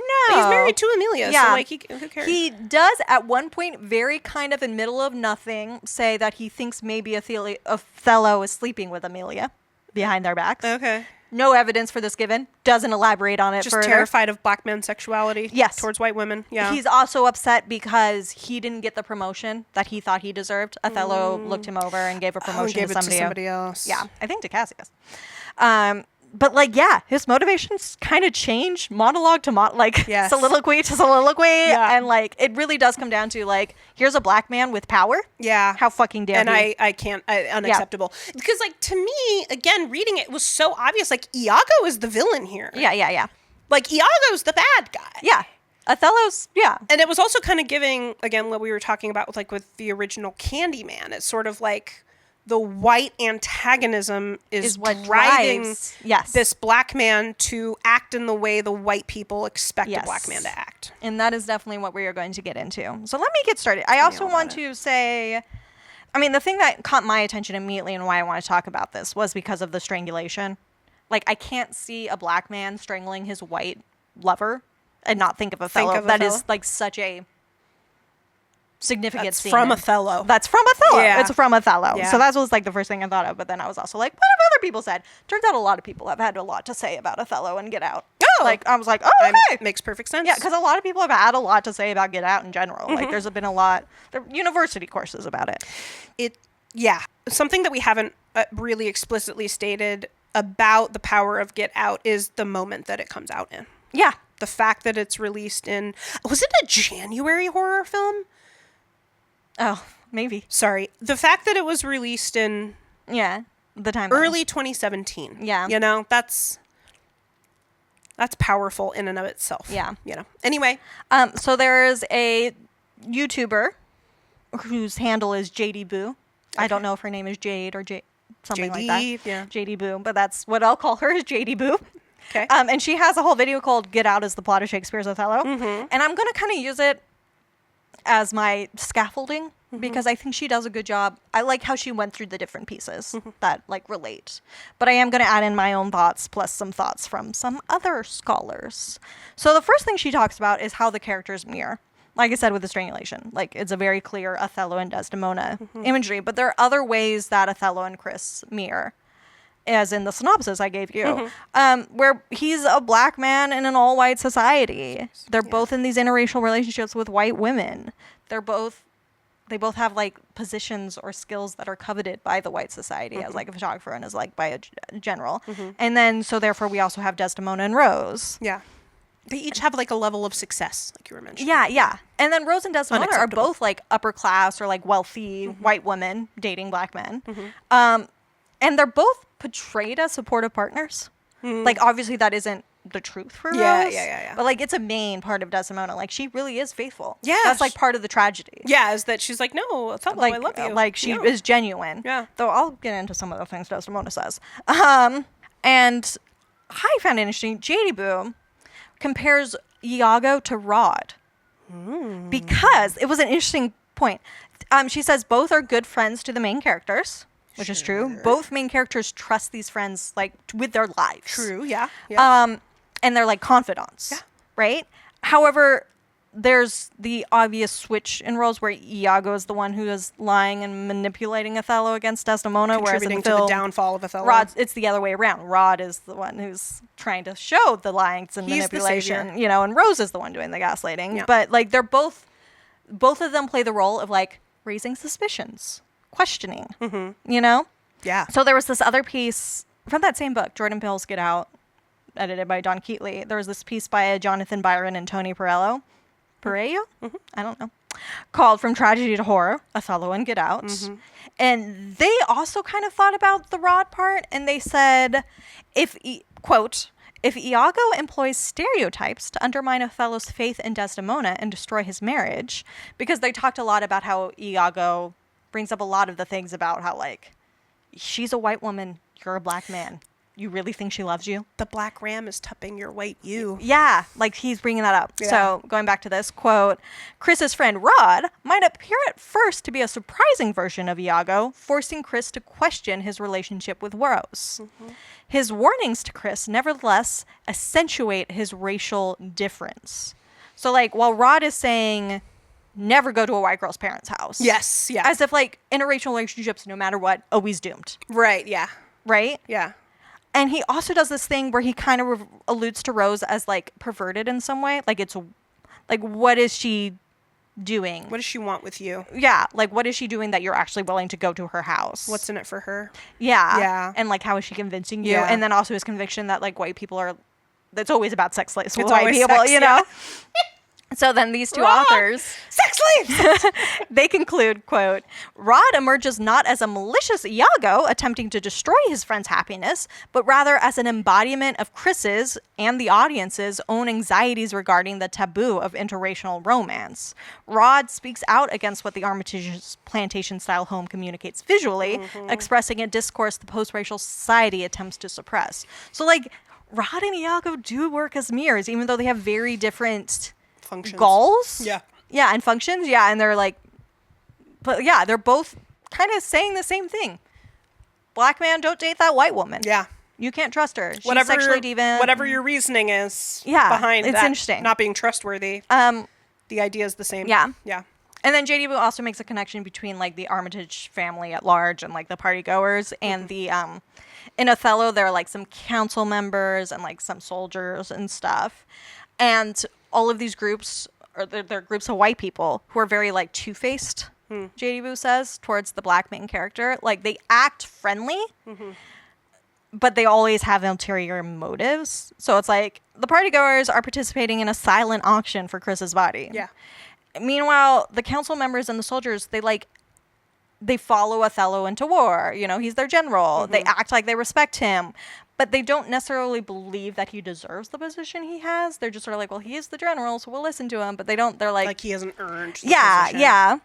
And going back to Byron and Pereiro, they make explicit connections between the language and the stereotypes used by the white characters against the black characters. Like what we were talking about where Jeremy tells Chris that with your frame and your genetic makeup, you'd be a fucking beast. Yeah. And then Iago also uses that kind of language. Barbary horse. Black ram, you know, actual literal beast, making the beast with two backs, right?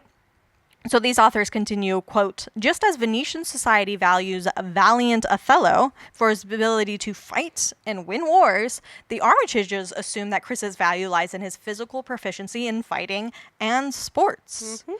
And then they also kind of talk about the sexual harassment that Chris faces at the party, where that woman is straight up like, is sex with a black man better? Yeah, what's up with the penis, though? Yeah, and so they say, quote, this allusion to the stereotype present since the Renaissance that black men possess. Is that true? Is that how long? Yeah. Ugh, Christ. Yeah. That, you know, black men possess enormous penises and therefore are excellent livers unites the two. First of all, equating those two things. Yeah. First of all. Anyway. Unites the two predominant strains of prejudice seen in both Othello and Get Out. The monstrous status of the black body, that beast we were talking about, and the unnatural power of black sexuality over perverted white women. Yeah. Right? This is what I was kind of talking about with, like, Rod sort of alluding to, like, these very sexual things. And Iago does it, too. He keeps insisting that Desdemona's attraction to Othello is, like, unnatural in some way or, like, a perversion of nature. And he's doing this to chip away at Othello's, like, confidence. Yeah. Until he starts to internalize that like supposed inferiority and believe that Desdemona must be lying about her love for him, because how could a white woman love a black man unless she's fucking crazy or something? Like, it doesn't make sense. There's an ulterior motive. Yeah. Yeah. Byron Pereiro further say, quote, thus, by causing Othello to internalize the prejudiced beliefs of the society around him, Iago and the white power structure assert control over his self-perception, dictating his actions through psychological manipulation, ultimately removing his agency so that he perceives his murder of Desdemona, his, quote, black vengeance, as an inevitable consequence of his racial status. In other words, basically, they get Othello, they break him down to a point where he can't see himself as anything other than the, like, quote unquote savage Moor as the beast. And so it's like, of course he's going to kill Desdemona. What other recourse does he have? They make him feel like the only tool he has basically is his violence that he can enact against white people. And that he's going to do that because that's just in his, like, nature. Yeah, like a biological imperative. Right, yeah. Like, they convince him of it in a way. Because what I was saying about Othello being a problem play, people seeing it as a problem play, it's because that is how it ends. Is that, like, Othello's quote-unquote savage nature. Yep. wins out. And everybody's dead. He kills Desdemona. He kills his innocent, beautiful, lovely white woman wife. Yeah. And then himself. Iago kills Emilia, right? Yeah. Okay. And then Iago also dies. How does... He gets arrested. Yeah. We don't get his final... I'm thinking of a movie version we watched where they kill him. Yeah. Disregard. Okay. I mean, I think it's left... It's not in the staging. Okay. It's like, we got Iago. Yeah. Iago's doing something. Okay. Yeah. Okay. The other things that JD Boo gets to are like elements of story that like mimic each other in some way, mirror each other in some way. She talks about the foreshadowing in both stories. Like we already talked about the deer hit and run and how Dean says one less buck is always a good thing. And yeah, JD Boo gets into the idea of how black buck was a term used during slavery. Specific word buck. Yeah. Yep. Well, I mean, it was used during slavery and it's still used in pornography. Ooh. Didn't know that. Yeah. In like, oh God, do we want to talk about this? In like cuckold porn. Oh. Like it's very common for a white couple. Yeah. Right. For a white man to be cuckolded. Wow. By a black man and they're Yeah, I mean, that's bucks the and same everything. thing we're talking about. Yeah. The black man and the white woman and the unnatural sexuality, the perversion. Yeah. No, I think it's relevant. Yeah. JD Boo says, quote, Rose has brought one more black man to the Armitage family home, taking him out from the world to come here and be lobotomized by the family. Like, killing the buck specifically is foreshadowing the death of a black man, like through the language and also just like Dean's racism. But she ties it to Othello also getting foreshadowing in the language of Desdemona's father, something that he says, Brabantio. Yeah. Because Brabantio is not happy that they eloped. No. And at first he's like, because you eloped. Yeah. Obviously I'm upset you eloped. But then he starts saying things of like, why wouldn't she marry one of our own types? You know, like Venetians. I mean, like my own, you know, like fellow Venetian Like types. a Venetian. Like a fellow Venetian, you know. And then it gets a little more explicit. Yeah. And he starts being a little more racist. But one thing that JD Boo points out that he specifically says, he like, because the Duke is on Othello's side, he's like, he's a general, they got married, they all consented. Yeah. You gotta bless this marriage. So Brabantio's like, fine, the Duke said so, I bless it. But then he says to Othello, she has deceived me, her father, and may thee. So, like, he is without even meaning to, he is sowing seeds of misdoubt that are definitely going to come to fruition. Like, they're going to infect Othello throughout the play. It's sort of like, J.D. Boo talks about it as, like, a self-fulfilling prophecy. So that everything Desdemona does seems like deception. Yeah. Because it's already been put out there as, like, an inevitability. She also talks about how, like I said, Rod and Iago are both confidants, but they're also the people who move the story along to like the final act. That's true. Yeah. They both give like the last piece of advice or whatever you want to call it, or information. Yeah. That makes the ending of the story inevitable. So like Rod is the one who recognizes Dre. Yeah. And lets Chris know. Yeah. That like, hey, Andre's been missing. Sex slaves. Yeah. Right. So like that's what affirms Chris's feelings, and like that's when he starts to like get packed. He wants to go. You know, he starts to get things in motion. And when he snoops around in Rose's room and finds the pictures to confirm that Rose is lying. Meanwhile, the last information that Iago gives Othello is like a supposed confession from Cassio that he's been sleeping with Desdemona. It's not true. He's actually talking about a different woman, Bianca, that he's sleeping with, but like it's unclear who he's talking about, and Othello's just listening in. So like this final confirmation is what leads Othello to then confront Desdemona and all the violence that follows. So they're both playing this part. It made me wonder, actually, if maybe Rod mirrors Amelia a little bit, too, because I'm thinking about, like, at the end, Amelia is actually the one who reveals the true information. She's like, actually, that's my handkerchief. Right? This is what Iago's been up to. Yeah. This is all the shit he's been doing. Yeah. Like, she's actually the one who kind of comes in with the final, like, true information. Yeah. And she's too late to save Desdemona, her friend. Yeah. But Rod, with the same motive, is on time to save his friend, which is really cool. You know? And maybe would have been more of a mirror if Chris had ended up in jail and Rod was too late. Yeah. You know? But, like, I don't know. I think there could be a mirror there. And then the last thing J.D. Boo brings out as, like, story elements is how both Chris and Othello experience out-of-body things, she calls it, where, of course, there's, like, the sunken place. Yeah, he can't control his body. Yeah. But the hypnosis. She compares that to, there's this weird part in Othello that a lot of people talk about where he goes into this, like, weird trance after he hears Cassio's, like, confession. Like, he becomes insensate. he's like maybe having a seizure. Some people talk about it that way. Do you remember that part? I do not.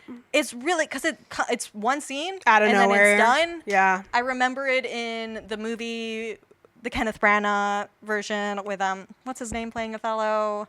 Lawrence Fishburne.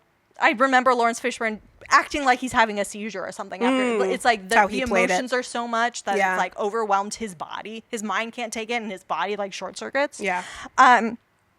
Which actually Byron and Perello, I don't know if it's a y or a l. They actually go, yes, there are similarities between Rod and Iago, but because of that thing specifically, they actually see Missy and her hypnotism as like the actual Iago. Oh. The actual parallel to his like verbal manipulations. And I like that. Yeah. They notice one specific line that Iago says, like, he just got Othello convinced Desdemona's definitely having an affair with Cassio.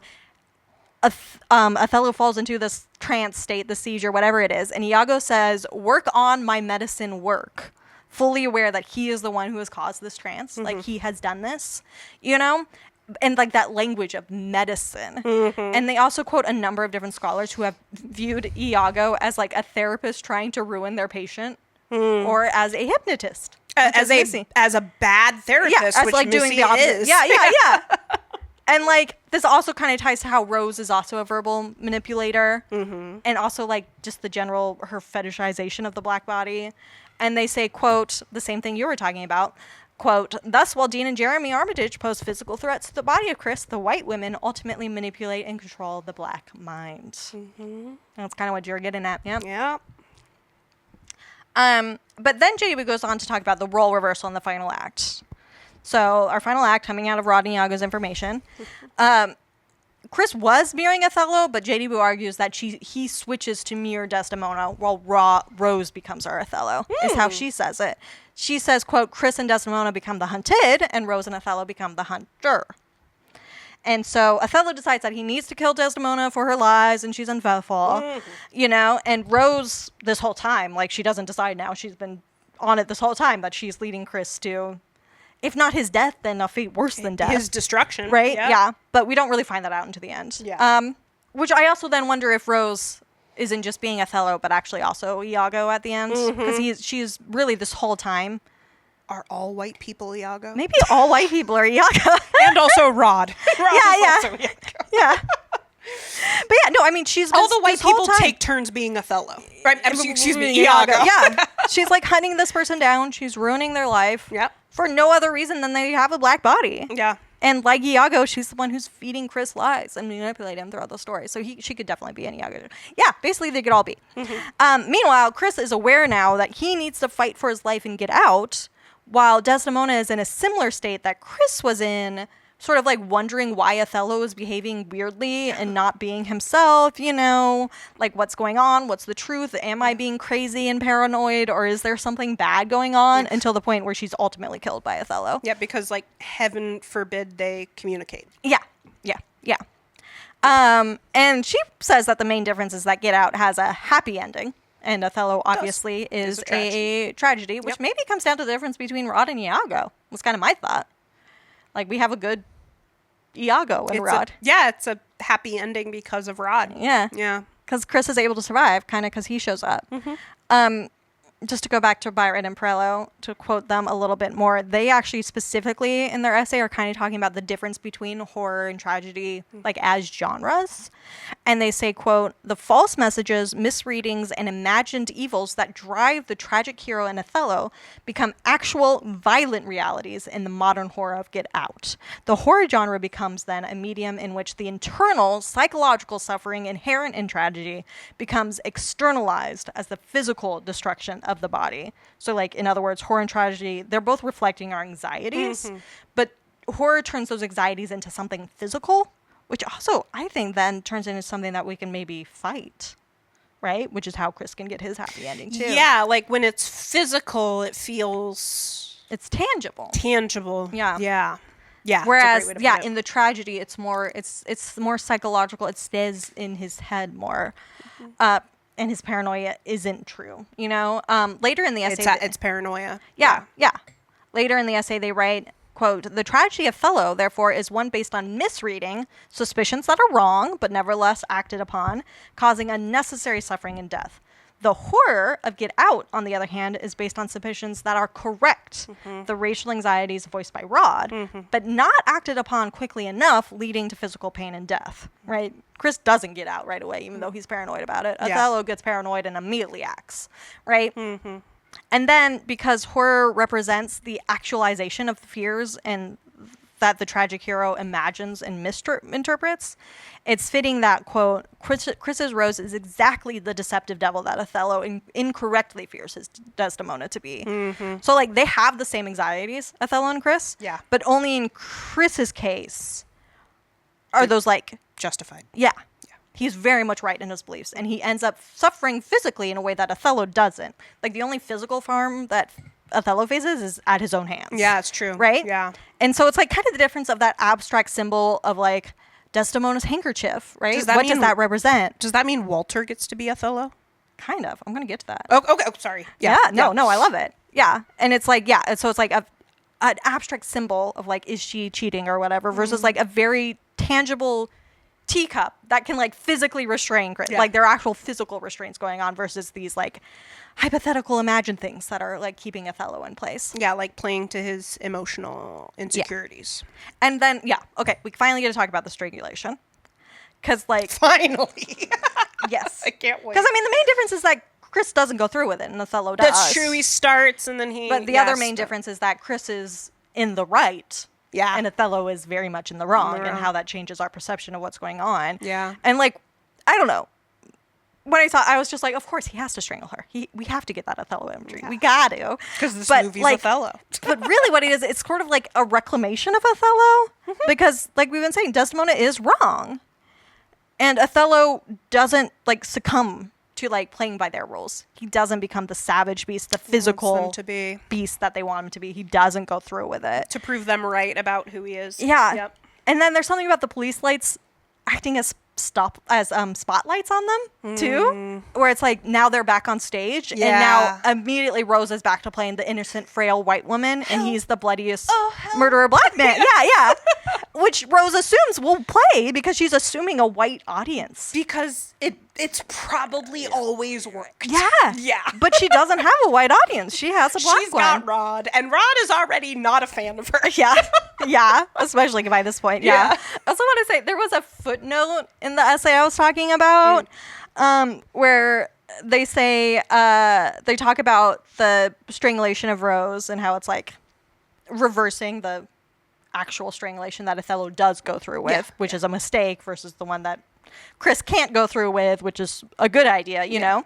But she's also already been shot. They point out this one line that Othello has, sort of foreshadowing earlier on, where Othello says, "When I have plucked the rose, I cannot give it vital growth again." Which is the idea of, like, once you kill something, it can't grow back. But, like, I don't know. They just point out that when I have plucked the rose as a reference to, like, Desdemona, and then that being Rose's name. And then that's Rose's name. I mean, that's not like, it's like, did that inspire Jordan Peele? Probably not. But it's fun. It's fun. That's fun. It's a fun connection. And so then after the strangulation, Othello, he realizes he was wrong, and he ends up killing himself. JD Boo writes, quote, or says, it was a YouTube video. She says, "Othello wasn't able to overcome the stereotypes placed on him, overcome his insecurities. He let them not only rule his life, but be one of the reasons that causes his passing.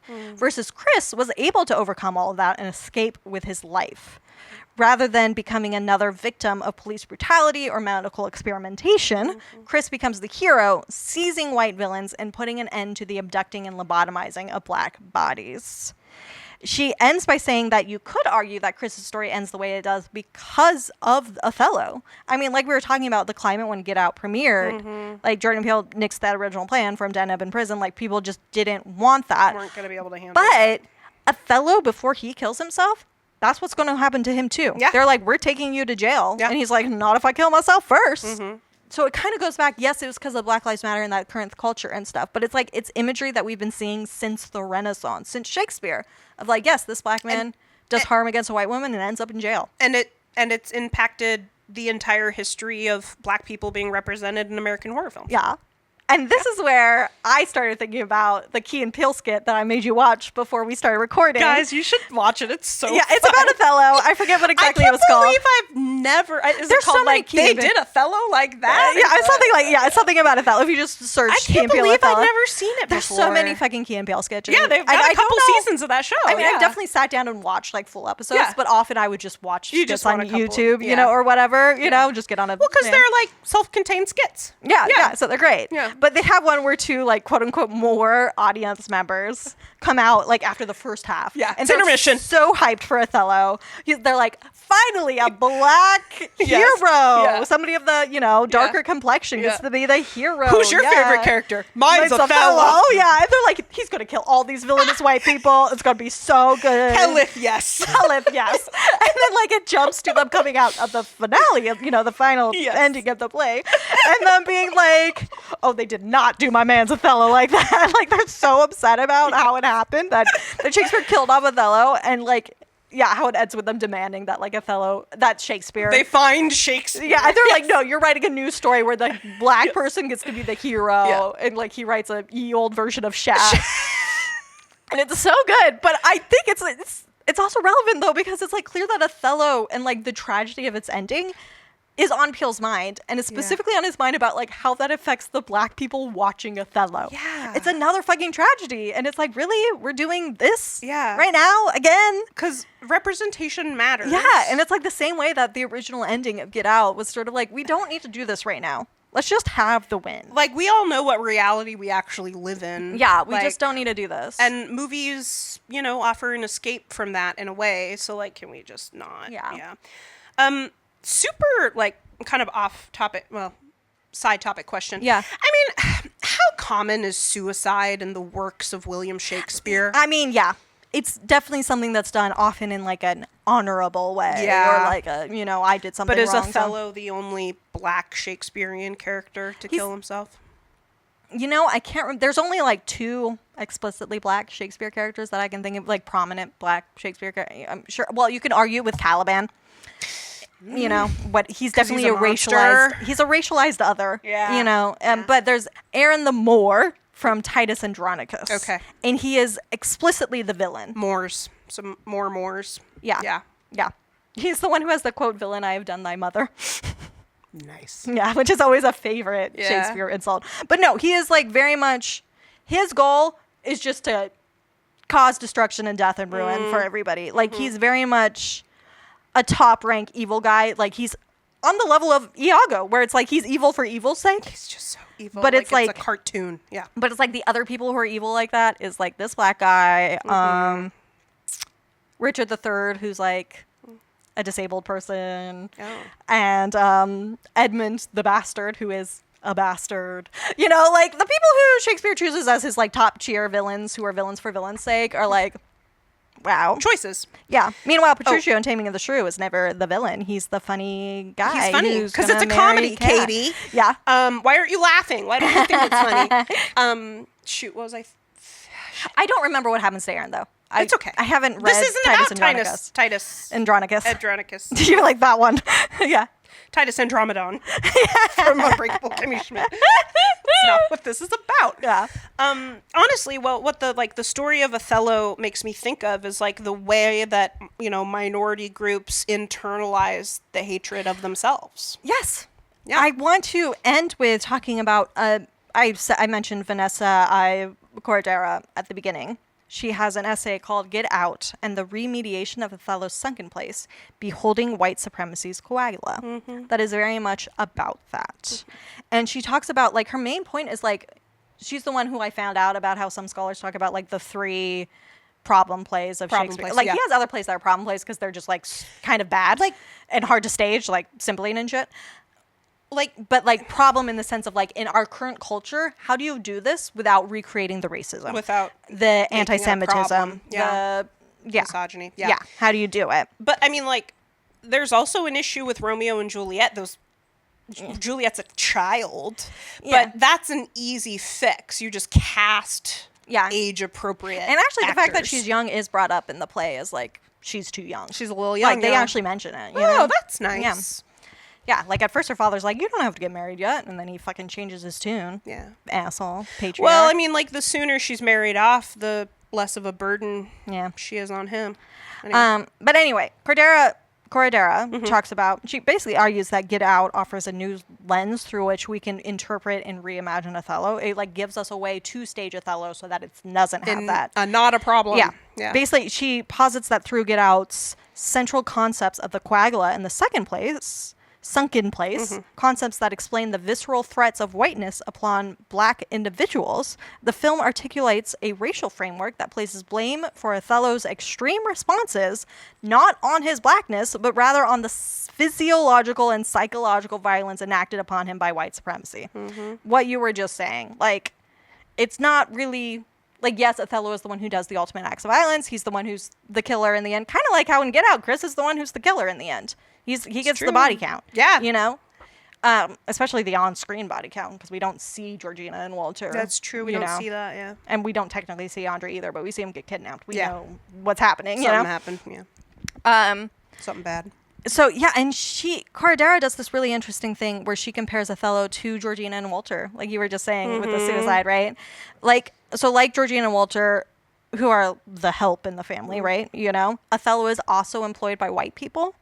So, like, Venice and, like, the white military apparatus is employing him. She says, quote, not only does Othello work for a coterie of all white Venetians who order him at will, but as a Christianized Moor opposing the Turks, he also champions Christianity and its function as a force at once civilizing for the converted, like Othello, yet exclusionary against the unconverted. So, like, in other words, in the same way that the black bodies of Andre, Georgina, and Walter are made not only to serve whiteness by, you know, like actually working for them, right? But also speak the ideology of whiteness. Like they're actually saying white words. Yeah. And Othello, when he is fighting for the Venetians, he isn't just fighting for them. He is spreading their ideology of Christianity, supremacy, white supremacy, right?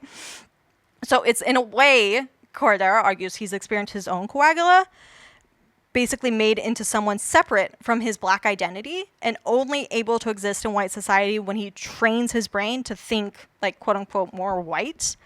This is all, I mentioned how the Duke is kind of on Othello's side. He, while being on his side, defends Othello by saying he is, quote, far more fair than black. In other words, he's basically a white dude. He's light-skinned. Yeah, or, you know, he behaves white.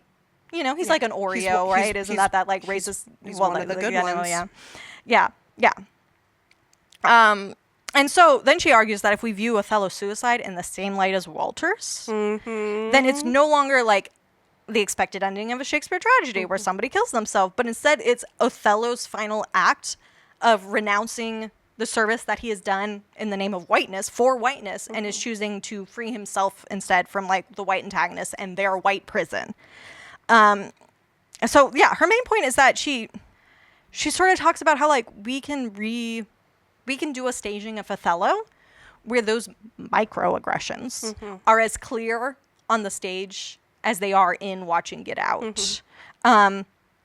She says Get Out can, quote, help audiences garner insight into Othello's state of mind and his intended vulnerability by directing attention to the persistent microaggressions that stress black identity, thereby priming it for white appropriation. So, like, he really is getting insults and assaults, like, thrown at him all the time. Othello is, just like Chris is, from the white people around him. Like, it begins with his white wife's father, kind of like it begins with Dean. And this, along with, like, all of Iago's shit, it just sort of all primes Othello to be suspicious and jealous. And Iago is really only telling him things that, like, Othello has already experienced from just living in a white society.